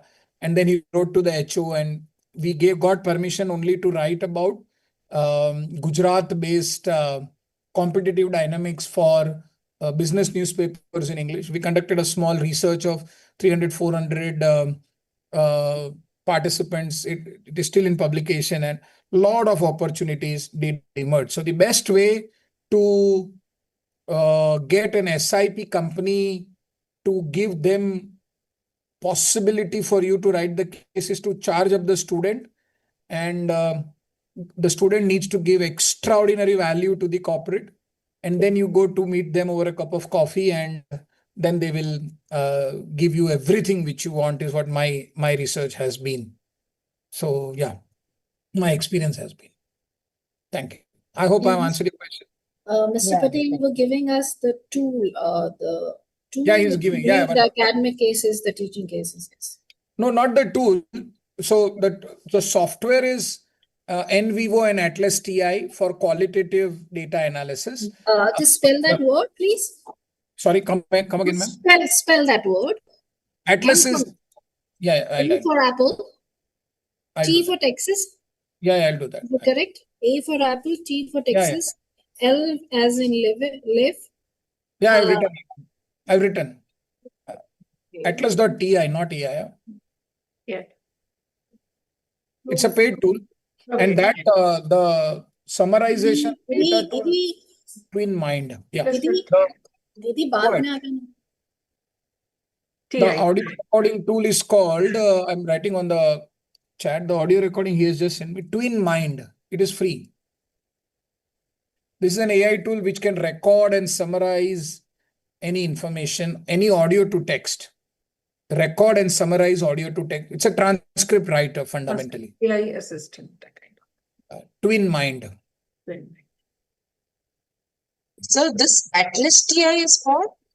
Atlas TI is for qualitative research, for helping you quantitatively analyze the word count from a qualitative interview. I give an example. Suppose I am the head of service of Vodafone Gujarat and you have come to interview me and there's a transcript available, audio or .doc, and then you can use NVivo and Atlas TI paid versions. So the transcript will be converted to a quantitative word count, and descriptive statistics may be worked on that quantitative word count is what they will help you. It's a beautiful tool, both of them. Although I have not used much, what I do is what I'm not good at, I get experts to do it. I mean, now in business, now I'm a solopreneur. So everything what I cannot do, I outsource. So I don't do anything secondary. There's a host of 3-4 employees who are smart and from India's leading business schools, which I employ as a consultant coach. And so anything Google, anything ChatGPT, anything text, they do. Interviewing, probing is not a skill which they have yet developed. So interviewing, probing, I do. And we are a band of case writers. I don't know if Monica ma'am permits, I can share my LinkedIn or whatever. We are a team of national level case writers. And we have a mission, as I told, again, I'm repeating it for you.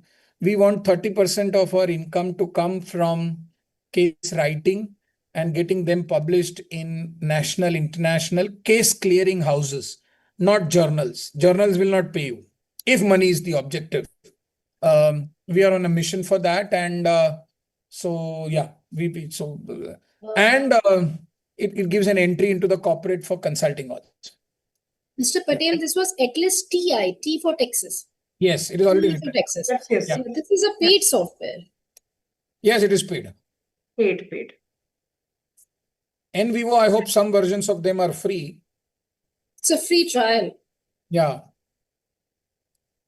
So what I know is that it is a powerful proprietary software for qualitative data analysis, which can help users to analyze text, multimedia, audio, and video data, And it will also provide AI-powered coding, thematic analysis, and visualization tools for marketing research, for academic research, and etc. But it's paid. Maybe it can have a first free month trial, but it's a beautiful tool. And it can leverage chat GPT, LLMs also. Similar is with NP. Thank you so much, sir. It was such an insightful session, and we really got lots and lots of things, new things which we have learned. So, thank you so much for your expert talk. We will take a short break, everyone, for approximately 10 minutes, and let's reconnect back for the next session by Dr. Monica, ma'am. Thank you so much, sir, once again. I'm available on LinkedIn as Devang Patel for those who want to collaborate for business growth or anything. So let the connection continue. Thank you, Amity. Thank you, madam. 3-4 months of big work, 1 or 2 alterations in dates and etc. So thank you. We're hoping for more collaborations. Thank you. Anytime. Anytime. Thank you. Thank you. Any one of you wants to conduct FDP in your organization on consulting and etc. That we can work together.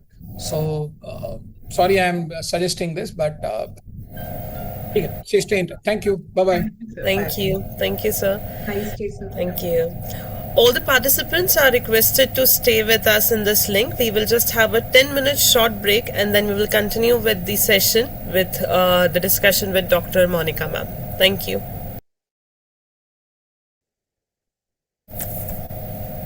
Ma'am, can we start? Yes. All right. So welcome back, everyone. It is now my privilege to invite Professor Dr. Monica Arora, Professor and Head MIT Business School, MIT University, Haryana. With over 27 years of experience in academia and industry, her expertise span analytics, information technology, and operations. She has been instrumental in strengthening the academic rigor and regression culture at EBS. Ma'am, we request you to conduct the session on role of Gen AI in developing cases and teaching notes. Over to you, ma'am. Thank you, Aditi. So I just share my screen, and then we can start up with the small discussion.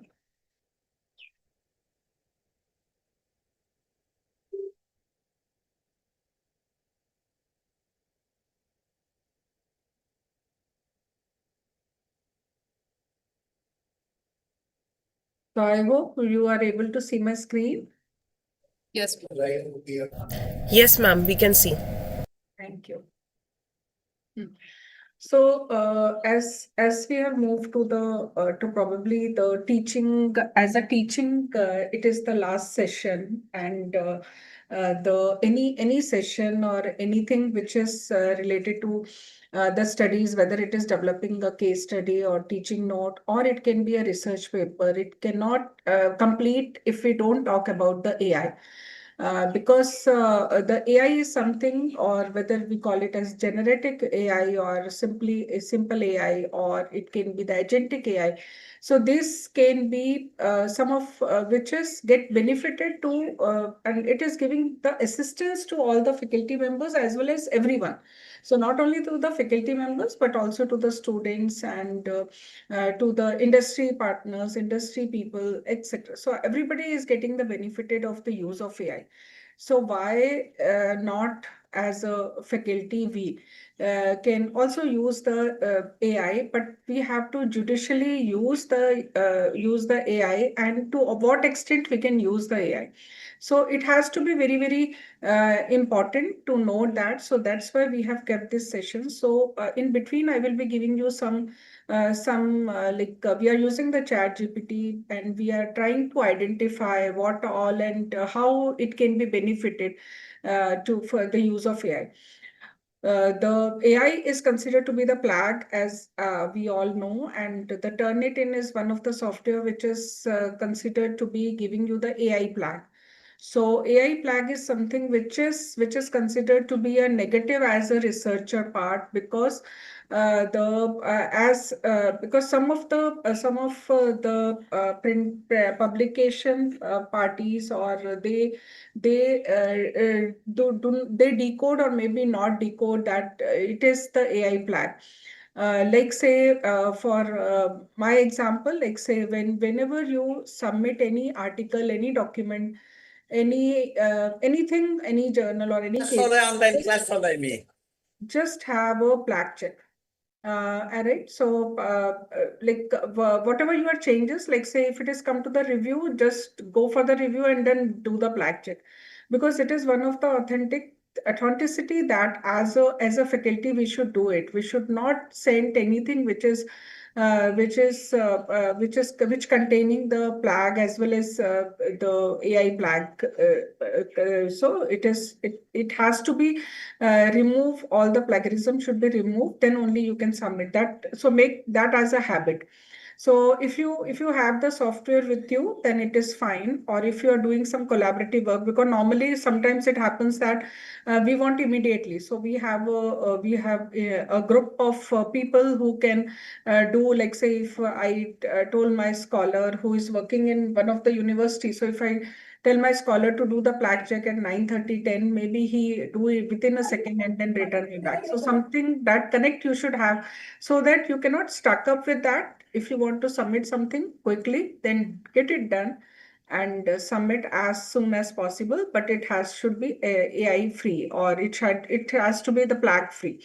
That is more important as an individual when we are representing ourselves to globally as well as the nationally and internationally. So we have to be very careful on that, because some of the organizations, they won't revert you back that your content is having a flag, but they will blacklist you.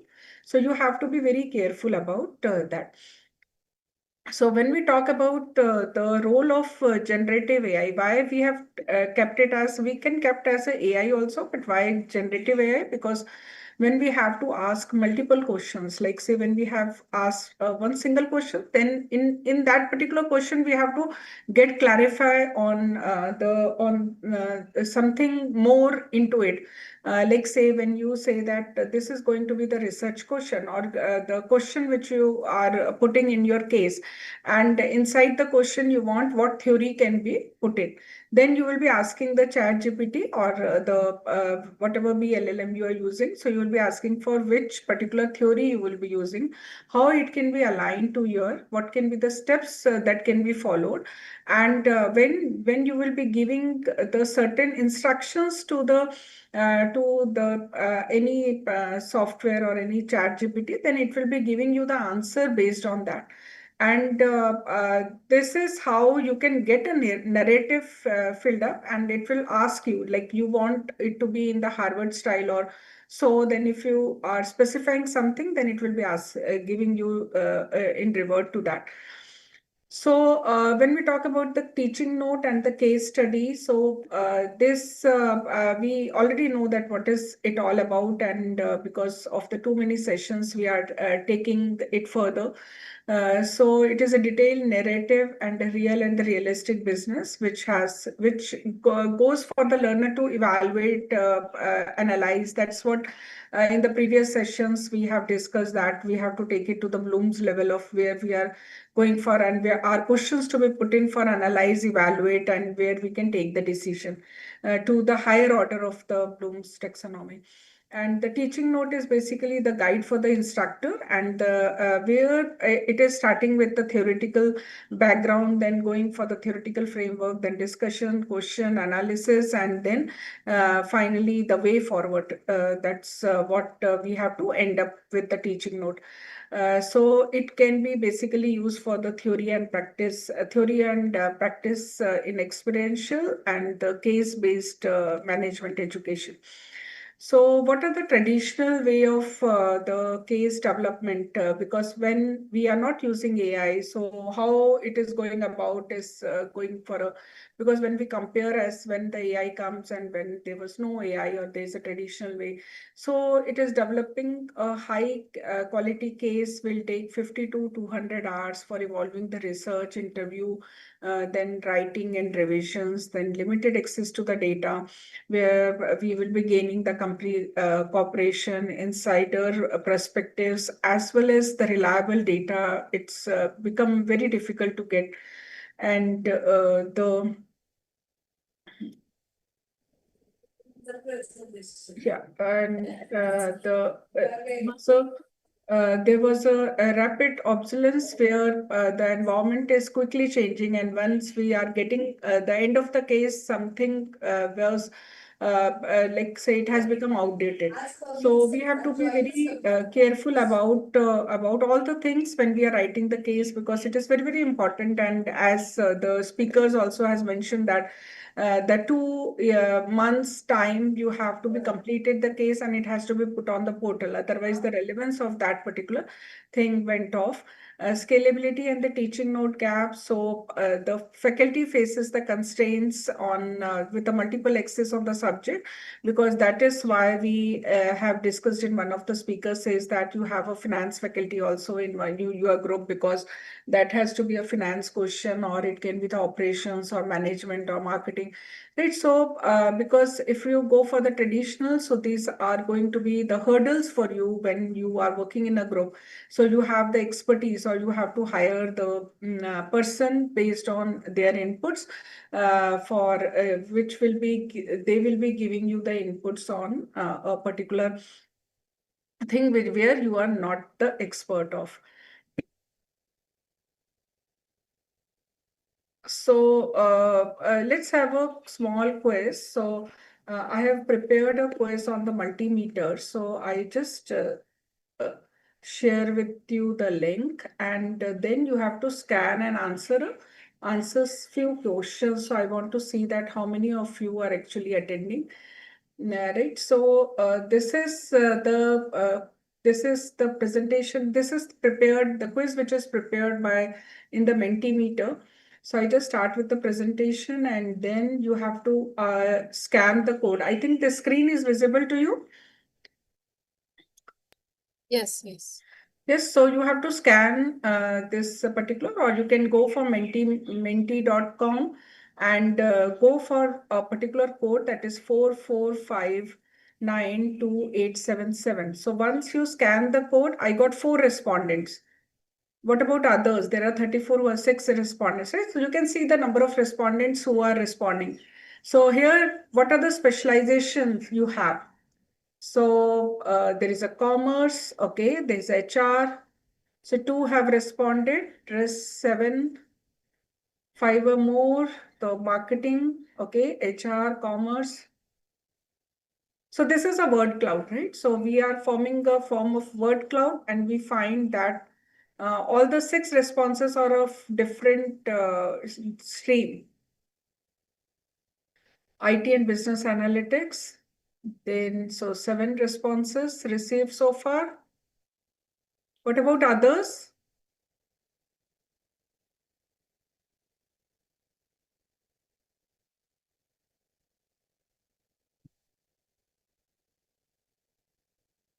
Right. So you can see that this particular workshop, as there were different specialized people who are attending. So this case study is not only for one area, one or the other area, but this is equally important for all the areas. So 11 respondents who have there, 12. Okay, somebody has written, I think, in the chat box.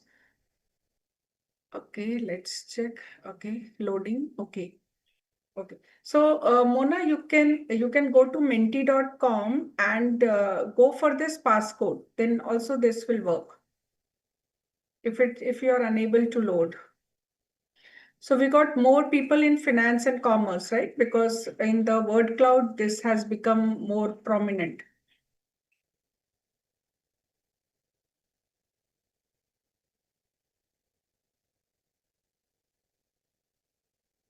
Right, so I got 12 respondents and 10 of has responded, but okay, HR, accounts, finance, commerce.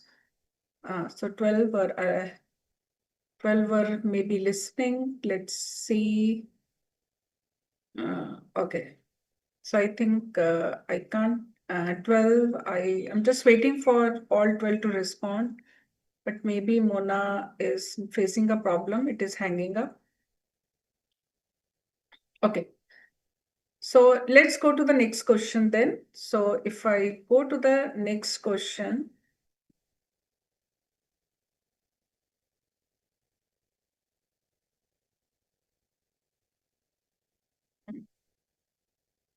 are you using AI? Yes or no? Because as a faculty, we are using AI in terms of teaching, in terms of, okay, everybody is saying yes. So I find no one who is not using AI. So some or the other work, okay, the respondents has increased. So the I think, okay, big yes. Okay, that is great. Okay, yeah, okay. Okay, 10, 11. So 14 respondents, 10 has reported yes, big yes. Okay, so we are all on the same platform, right? So we are not, none of us are odd men out. So all are using AI. So, okay, moving to the next question. How do you scale yourself out of 5? Like 1 is minimum and maximum is 5. So the use of AI, right? So how do you scale? Like you are the best in using the AI. So scale yourself. Okay, 3. 3 is more prominent. Okay, 3, 3, 2. Okay, 2, 3, 4, moderate. Okay, 4, 4, 4. Okay, 3, moderate. Yes. Okay, 15. 15 total, 15 participants responded. Okay.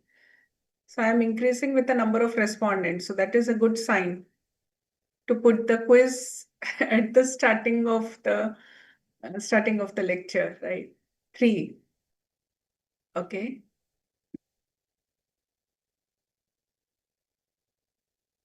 Why 3? Anybody who want to just say why 3, 2, or 4, not 5?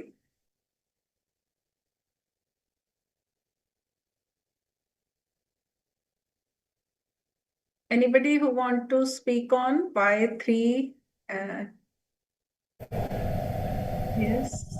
I think there are so many more tools to explore Yes, yes. because we So know very few out of it, right? So exactly.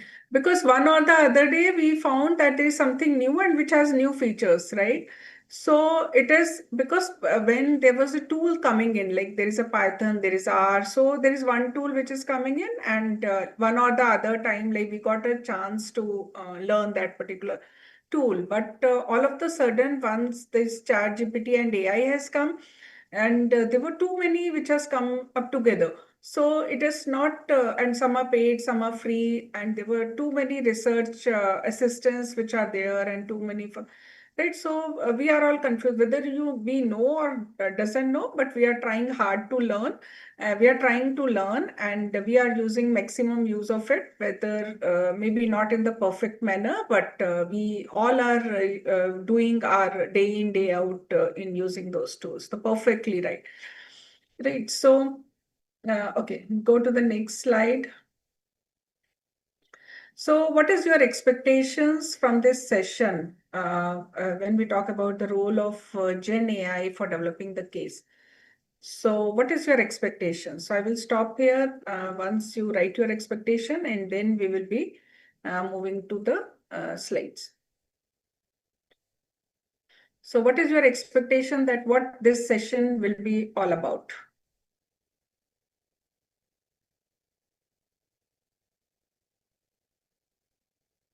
Okay, so there were 17 respondents. Good. Respondents has increased. 18. Okay, good.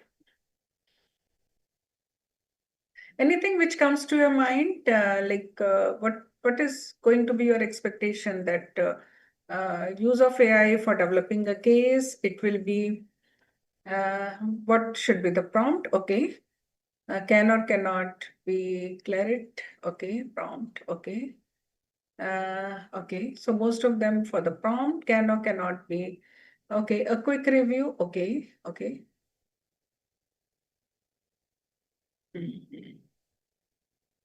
Sequence of prompts, yes. Okay. Okay, sequence of prompts. What should be the prompt? More informative learning. Okay. Best of AI in cases. Okay. What it is used for.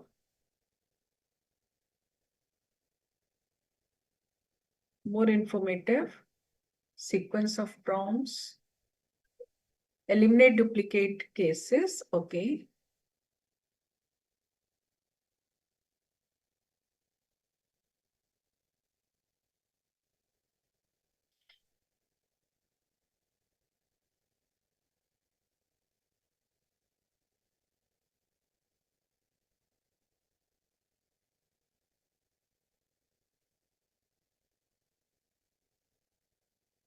So more of the prompt or the sequence of prompt. One is for the gap sequence of, I'm just writing it down because I have to cover all these points during my presentation. So sequence of prompts, then what is, okay, information is fine, prompt, a quick review, then duplicate, eliminate duplicate, duplicate case, okay.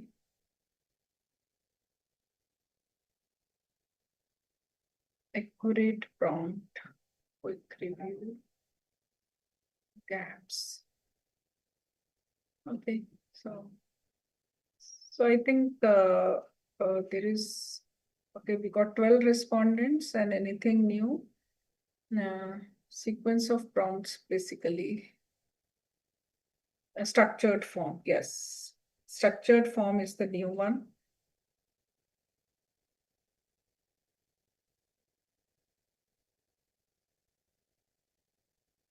So there were only 12 respondents out of 18.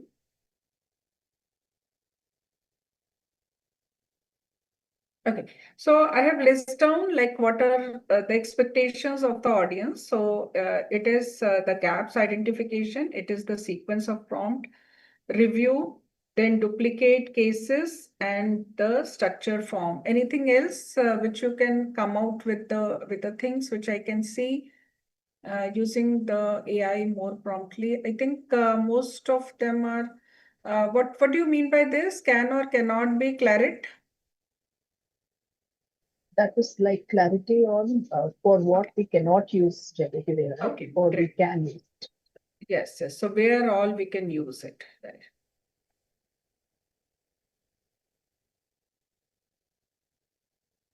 So I've listed 4-5 points, which I make out are the different points.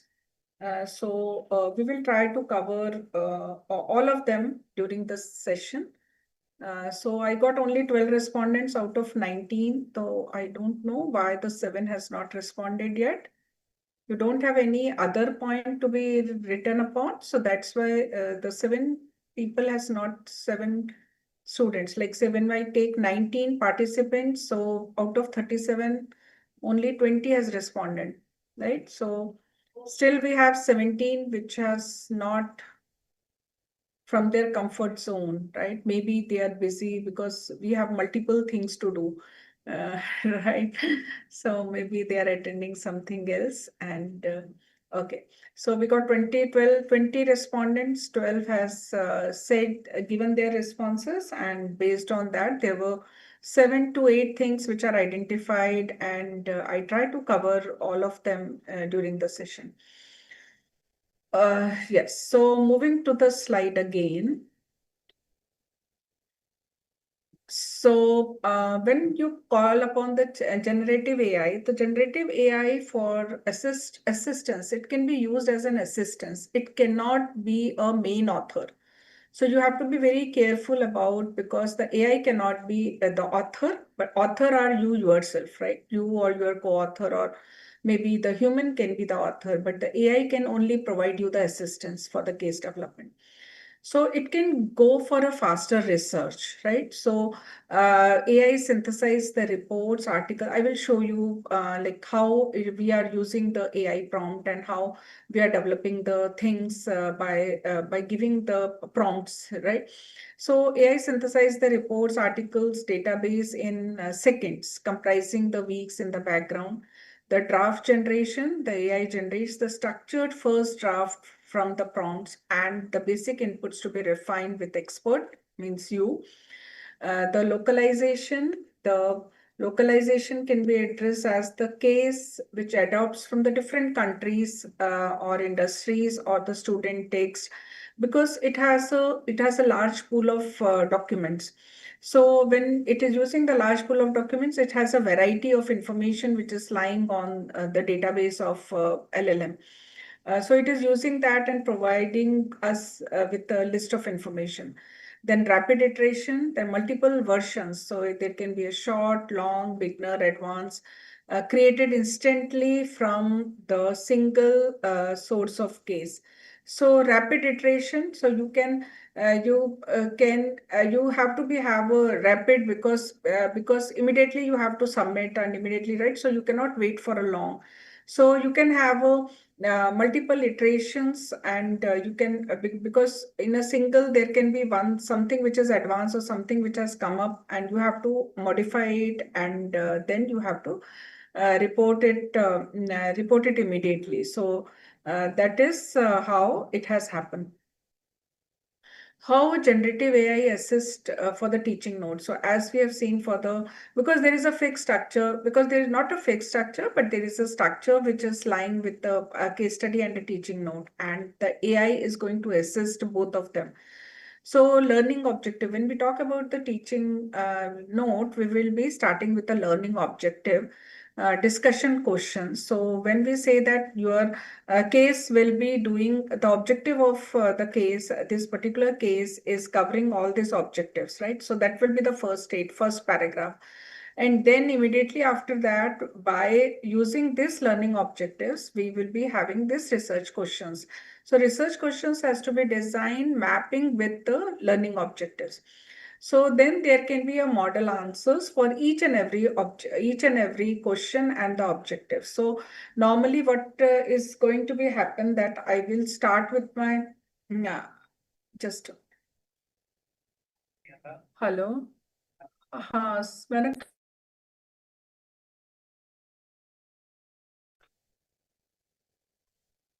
So when we take a particular first question and we try to identify that what all to be covered in that particular question, and similar way you can apply the theories also.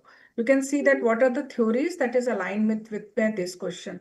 So AI is just an assistance. AI just giving you the assistance by crawling around the different searches and giving you the but it is not the perfect answer. So you have to be very careful about like say, if the AI is suggesting you something, you have to cross check with the theories which is actually has to build. You cannot blindly look after it. So for that, you have to go for the research papers.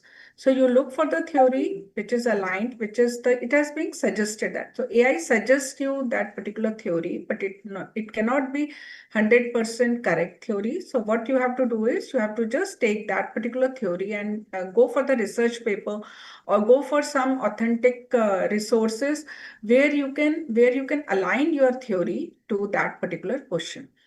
Teaching plan and boardroom, that it will be giving you some flow or time, but you have to be, again, like whether it can be a class discussion or it can be something that you have to judge upon yourself, but it is helping you out with a particular like set of activities or something where you can club in or club out based on your this thing. then creates the exhibits, financial tables, data sets, and role play scenarios. So supplement content that you can give the prompts and you can get some assistance from the AI, and it is giving you that it is you are able to judge upon those things. So practical work, which is like, so it is it so based on your experience, because that is how I have identified there are some where I can use my AI assistant, where AI assistant can be used, and there are something where I have to personally go as an author, I have to work personally. So according to this, I find that the identification of the topic and problem, so that can be your work, that can be the author. Then collect a research, collect data and research. So that can be again you have to do personally, but the AI can give you the assistance in draft the case narrative. It can give you a develop a teaching note, but the faculty refinement, conceptualization, you can do better than AI. So you have to be taking the step forward to go for that. Then pilot testing in the classroom, final revision, that is all in the hand of human, not in the hand of AI. So benefits in glance. So if you can see that by defining only the two things where the teaching note and the case are the main. So you can see that the AI can be, the benefits is the time reduction is 40 to 70%. Like if there are 200 hours, if you are spending, so it has just cut down to 70%. The hour saved is 200. And with a single quality case, right, 200 plus hours saved when if you are defining like say the 3 months or something for the case writing or 2 months for the case writing, then you can see what are the three key benefits is the speed, volume, customization, consistency, and accessibility. So volume, more cases across the subjects and industry can be studied, can be identified, can be seen. Customization, tailor for the course level and learning goals. Consistency, standard structure, and the quality of the teaching notes. So you can see the consistency, how it is there in the this thing. Accessibility, that is helps the resource constraints. Institution develop the quality content. So we can see that it is going to be benefited not in terms of this, but in terms of the hours, number of hours which has been saved. Limitation and the risk to manage. So when we talk about the limitation, so we have to be careful about the accuracy issue. Like I just told you, like if you find that particular case, or if it is suggesting something that you have to cross check with some facts and figures. Because AI sometimes because it can do a blunder as well. Like say because once how I have identified that, because we are blindly following the AI which has been given by the different say, and it beautifully writes that you cannot manage, you cannot identify that it is going to be a falsification or falsified results. So I want a brief bio of certain like one of my book chapter book. I have to author one of the book. So they have asked me about the bibliography of the prominent who are working in this particular area, right? So what I have done is I have taken all the names which have been identified and I have put it in the chat GPT, because I don't have the biography and I have to send them the email and get the biography done in a proper format, and then it will be taking a lot of time. So what I did is I thought, okay, let's try chat GPT. So I put all the names and put it into the chat GPT, and it was surprisingly that everything is wrong. Like if it is beautifully written that it is in the area of finance and HR, finance and accounting, but the person, because I know that person personally, it is not from that particular area. So, and it was written like 3-4 lines are written so beautifully that you are, and most of the time it is repeating the same. Like they have what the chat GPT do, right? So it is giving you that particular area in good in academics, having this much year of inexperience or something like that, but all is big. So, right. So you have to be very cross-check. You have to cross-check what chat GPT is giving you or what any LLM is providing you if you are not provided with the data. So if you provide it with the data means if you say that if you have a say the profile of the people, so if you have their limited information like say which college they are, what the number of years, what are the experience they have, if you have any table format or something, you just provide the data. You can add the document into the chat and then ask for the review. Then it will be giving you the correct. So what is understood that if you're not providing any data, if you randomly ask that, then it will be giving you the false results. So you have to be very careful about the wrong results that it is providing you. And because this is something which is going to be in the public platform, so you have to be very careful about that. The draft not created in the AI platform. Yes, so I will show you Deepa. Like it is because it comes into the AI plaque. So you have to you have to work smartly for when you are going for the graph. So again, I have given you some information how it is going to help you, how it is going to be your AI assistant, your buddy, and helping you in writing the things. So it's again a quick quiz time. So we will just go to the multimeter again and try to find out the next question. It is Mentimeter. So let's take the next question. What is the purpose of using Gen AI in writing? So I think all of you got the answer from the slides.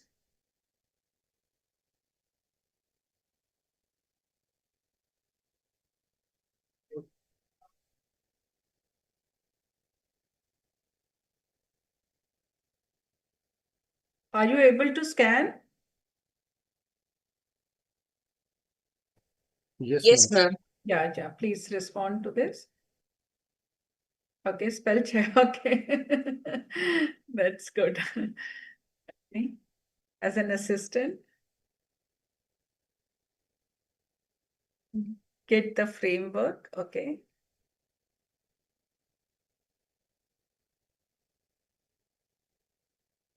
Collaborative from various, save time. Okay. Idea generation, get the framework, theories to use, crisp data, title and structure.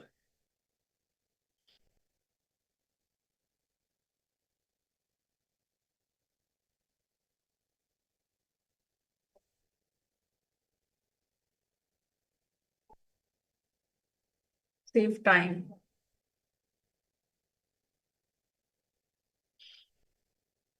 Videos apt to be protocols. Okay.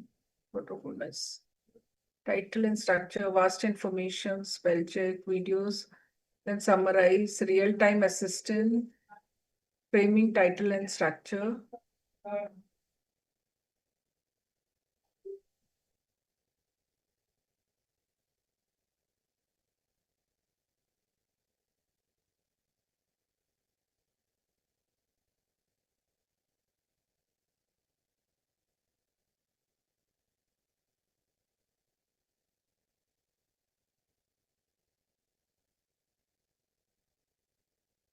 So only out of 23, only 14 has responded.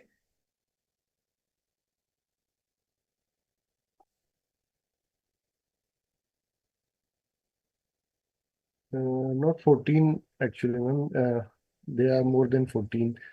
अच्छा नहीं 24 पे तो log in किया but देखो 14 नहीं पता नहीं But we have more responses, more अच्छा than we have 14 more responses. number of responses are more. So we have given multiple responses. That is अच्छा why. okay, there's a multiple option available. Okay. Yeah, We are can not give able multiple. to give more words in one. Okay. अच्छा Yeah, that's why. You can give multiple responses. Yes.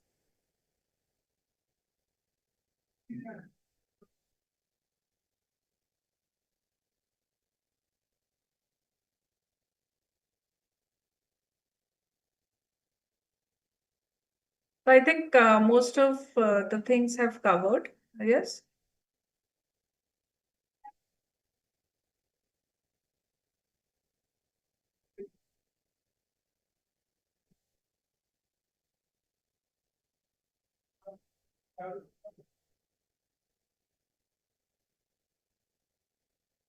gives a starting point, right? This is dilemma. So even it can give you the dilemma as well.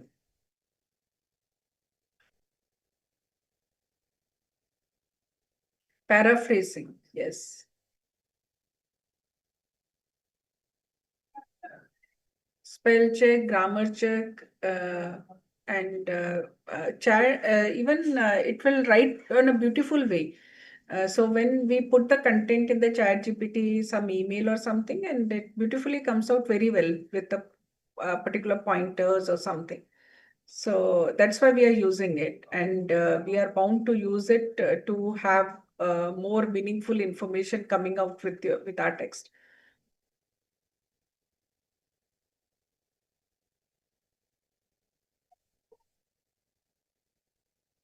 Okay, so moving to the next question, I think the purpose was is being identified. Then have you used AI for case writing? Have anybody has used AI for case writing?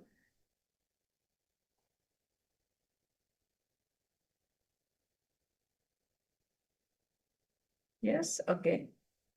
Not yet.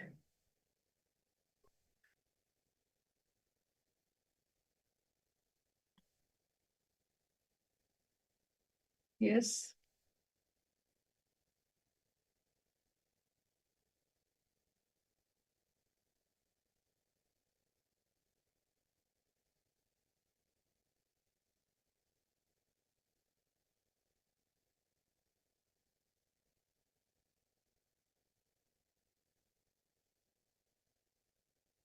Trying to, yes, not yet. Okay. So we have a mixed response. Some are trying to, some are writing it for the first time. So that's why they have not used it. But a few of them had started writing it. So they might have used it.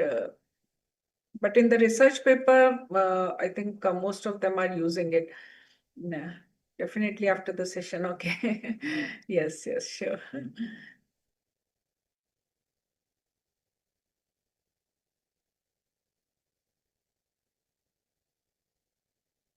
Okay, so I just go to the next point. So, okay. So I think we can stop here. We can move to the step by step how you can use the prompt, how all you can give the prompt, and then we can again go to the question answer. So I just check whether any of the points which are left. So this is the last slide for this particular session, which is AI can be used as a collaborative tool. Verify the facts and sources. You have to validate the data. Add real-time word complexity, enhance AI drafts for the genuine ambiguity, decision dilemmas, and conceptual depth.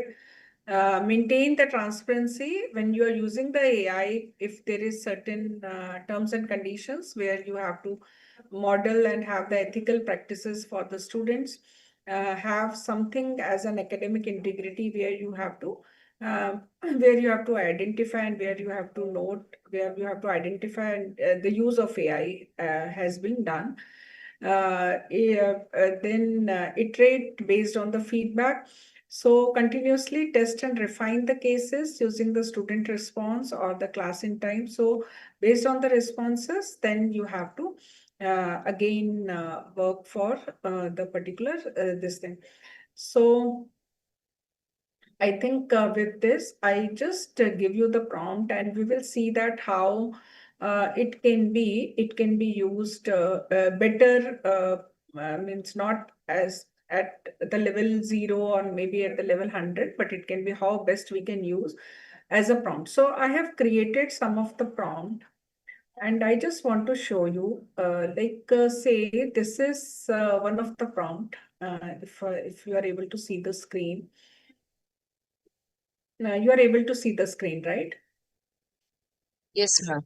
So one of my friend, right, she's working here in the Amity University only. So she has started her one cafe, And the name of the cafe is HR76, which is HR76 is the code for Patodi. So they have used a cafe name, Cafe HR76 at Patodi, Haryana. So I have written a prompt like, say, this thing, like she has started this thing. It was a small town. Patodi is a small town. She want to go back home and she want to work something for her home because she's living in Gurgaon and do something for the society. Right? Her dilemma is to expand the business. So I had given the prompt of three-liner, and the prompt is based upon, like, say she has to work something for the society. That's it, right?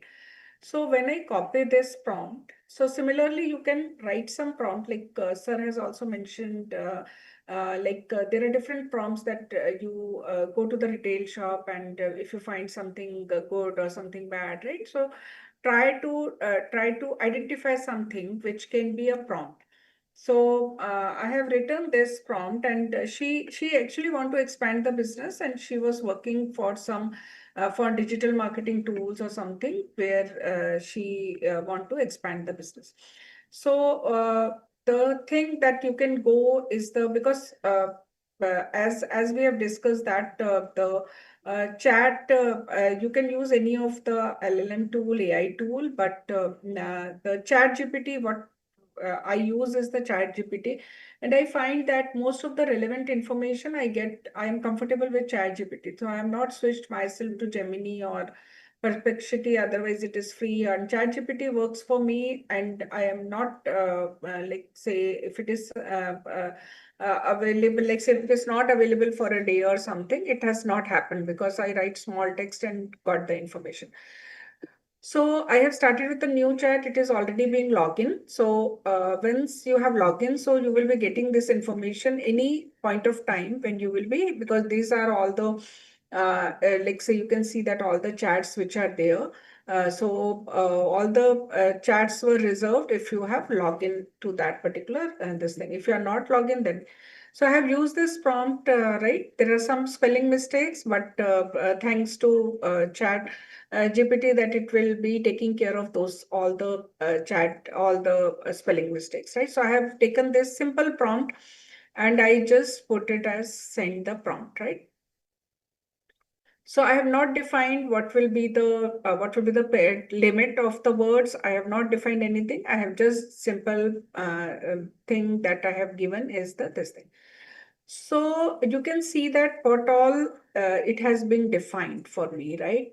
So it has been defined as a like say residents of Gurgaon decided to return to the roots of Patodi. Every story that has been built up by its own, and you find it very catchy because this is what you want to write upon, right? So normally, there are two things when how to remove the AI flag if you get from the chat GPT or from the AI. You find that the number of lines, the words which are there in one line are more than, I think it is more than 20 or so. So the chat GPT writes the line. So if you want to remove the flag, so this recently I have practiced and it went very well, that you can make it in a small sentence. Right. So in the first sentence, you will talk about that she's a resident of Ransa and decided to roots at Patodi, Haryana. Haryana, then Patodi is a small town. If you cut down this into two or three sentences in a single sentence, then automatically the flag, because the AI flag works upon the more bigger the line is, it is going for the, because if you go for this particular flag, it comes out to be 100% AI flag. But if you want to remove the flag, you can make it in the shorter sentences. So then, and it has come up with a case title, which is that it's cafe, the growth versus social commitment in this wanted, right? So you can see that the title also appeals to you. The content also appeals to you because the chat GPT works in such a way that you are totally influenced by using it. If you many times it has happened that I not use any for my research content to the chat GPT, because if it is put in the chat GPT, I found very every line is very useful and every line is very appealing. So I'm not able to change the lines. But what recently I found that if the lines are big, that comes into the flag. And if you make it in the shorter lines, then it will be easy to remove the flag.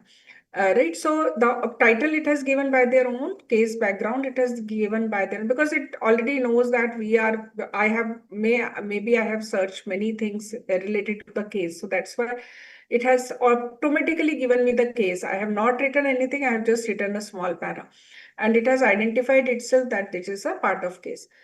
Driven by the desire of contribute to the community, right? It has taken this word. She has established the cafe with a modest cafe and combines the affordable price and welcome. So this is automatically it has taken by its own, right? So this is the beauty of Chat GPT or LLM, that the information which we don't provide, it will automatically relate it and provide you. Unlike to the typical profit-driven ventures, right? Sangeeta vision is to deeply rooted with the social impact. Her hired local labor, trained and skilled, and then the employment opportunity, especially for the women in the automatic. Like say, this is the wrong information, right? I have not written that it is for the women or it is for the unskilled labor, right? These are the wrong information it has captured. So this is something which I have to correct it, because this is not something which is according to this particular. Over the time, the cafe has gained the popularity among like students, professional. This is wrong information.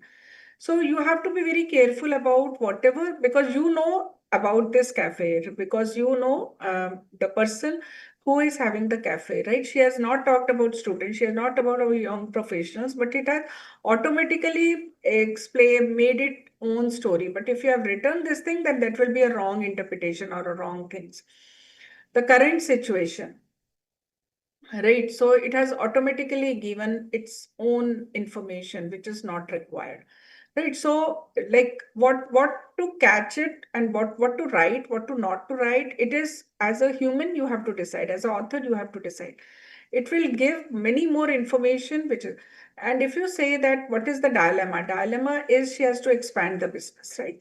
So if I explicitly write what is my case situation, case dilemma. So the case dilemma is the expand for the invention of the infrastructure, introducing new menu items, and with the opening another outlet in the nearby areas with the profitability and the brand recognition, because we have written that it has to be open or like say expand her business. So for expanding her business, they have given as a brand recognition and as the outlet. Then the continuing with the opening scale, continuing operating at the current scale, focusing on the community development, right? So this is the second local this thing option that they have given. You have to go with this option or this option. So that is the dilemma. You can take any one dilemma and go about it. So you can see that how the Chat GPT creates this thing. And if you go for the decision question, right? So it has given you the two decision questions. Should she expand the business beyond Patauti and focus on strengthening this for the social enterprise model? Justify your answer with the relevant this thing, right? So these are not irrelevant question, because it is not related to some theory or it is not related to something. Convert this into Harvard style. It is giving you, it is prompting you. You can put it into the teaching note and get these two questions done. But because this is not correct, so we will say that we have like say define, if I want objectives, right? So define three to four objectives and aligned. So now it has come to the generative, because it has given you one para, you are not taking exactly, and you are giving you the more information for the generative AI. And aligned research, aligned questions. Questions to this, right? So it has defined the objectives and the questions.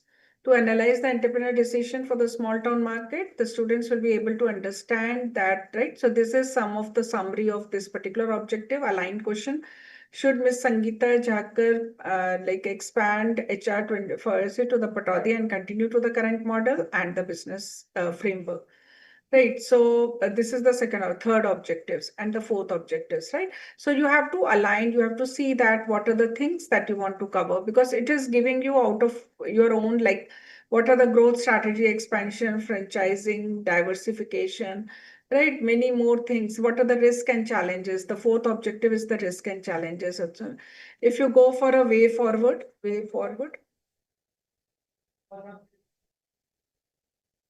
a way forward for her. So this is like, so it can be a hybrid strategy, strengthening the existing business with 3 to 4 months, right? So this is short-term planning, long-term planning, medium planning, and then it is coming out to be with the risk mitigation, etc. So what all you want to, and when you will be right. So this is the prompt information which has, like, say, if you want to put something related to the theory, right? So if you have like, say, if you say that this is the emerging market, challenging in the scaling operations in the emerging market, so you can prompt as, say, that you want a theory justification, THE, or a theory aligned with ALLIGNED, aligned with the objective 4, say, right?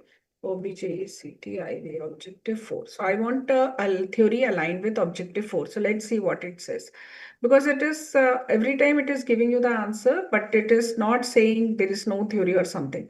So there is a resource-based view, which and economic scale and diseconomic scales, which is being, but you have to cross-check whether, right? So it has given me 4, 5, 6 theories. So you have to see that which theory is being, it is there or not, or it is being aligned or not. So for this, you have to actually work for the proper justification or proper literature for the same. So this is what we have written, a small prompt, and we get so much of information, right? But there is some useless information, some meaningful information. So you have to be very careful about what is important and what is not important. So this is the one way to going about it. So I have written a second prompt, which I can say that, like, say, I have written 2 different prompts and I have changed only a single line. And this has been the second line and second prompt. So it has, I think, it has accommodated both of them. The local labor were used to bring up to her used was used for her cafe to bring up the society, right? So this was the message which was written earlier, and then it has taken both the things into the one single. So this can be the way where you can have. So this is it. It is more likely to be having more falsification results, because you have not provided any information and it has make up its story as it by its own. So yesterday or day before yesterday, we are taking that you can look for some news item, right? So I have, if I open this particular link, right? So Economic Times and Business Standard. So Parul ma'am has discussed that there was a news item which can prompt you for writing a case or to give you a lead for the case. So I have taken, like, say, if I go to the case item, we just go through the case and then we see that how it can be used. So if I open this, I think I have already opened. It was closed. So I just go through it and put the Control V and Control C and Control V. It is the same. I think it was not copied from the prompt. So from the prompt, this is the one of the news from the Economic Times. So I just copy and then I have paste, right? So there are many news in this Economic Times. I found that this particular news, which is about the Concentro to hire in India, and Concentro, that they told about the Concentro is It is acquiring 3 different companies and the global major outbound call center solutions, right? That is a software company which has, so this is one of the news I found. So I have taken, because now your prompt is not as the superficial, but your prompt is something which is relevant to publicly available somewhere else, right? So what I can do is I can go to the GPT, chat GPT, and ask about this particular, right? If I ask in the same prompt, so what it does, it is giving me the information related to the first and the second both, right? So I can go for a new chat because the venture of a cafe, it will be aligned with this. So what I can do, I can go for a new chat and I have put this message, and then I have put this link and I prompt as the case intro, intro and dilemma, right? So I just want to use it for the case dilemma and try to find out how it. So there is a case intro I want from this, the early 20s, like what is this case all about? And I want a dilemma. So it has come up with because I have prompted the information, right? And it has also given me, so this is something which is important because you have to quote it, where you have to give the reference, and which has very importance in this, right? So you have a one same, like there was a news on August 20, 2004. There was a news on the same news which was there, but it has come, it has have a reference to it, right? So it is something meaningful as compared to the previous one, because that does not have any relevance to, and it may make its own story. But this time, because it is something which is related to the document which you have given, so it will be justifying with the, it may have certain things which are not being meaningful, but most of the cases it will be containing the such information which are more of meaningful. So similarly to the chat GPT, I have asked to generate the prompts for me for writing a case, right? So it has given me so many prompts. I can just show you. It has given me. So I have written in the chat GPT that give me the prompts, right? So it has given me the prompts as setting up the stage. So you can have in the Harvard style, right? So I have just copied and paste and I get, so it is more of the information which we are passing. What are the instructions, background? I want this particular information, right? So what I can do is I can have the setting up the stage with this information, which is going to be, let's see what it does, right? So I have the information, and this information is all about in the style. So it has given me the name as a case title, right? So I want 2, 3 information. I want an abstract to be written. I want a case narrative to be written. I have given that 1,000 words. So it has given me in 1,000 words, right? So it has writing by its own. I don't know whether it is correct or not, but that has to be justified. So you can give certain prompts and those prompts work for you, and it will be giving you the certain information. What are the decision points? Then what is the dilemma? What are the objectives? If you want a learning objective teaching note, right? So it will be provide you. You can have a discussion question. You can have a PPT. So this is how they are working. It works for you, but you have to be very careful about whether it is good or not, or it is correct or not. So. So I just go to the slide. So, right. So I think you get a fair idea about the prompts, how to give the prompts and how to go about the different things. Anything?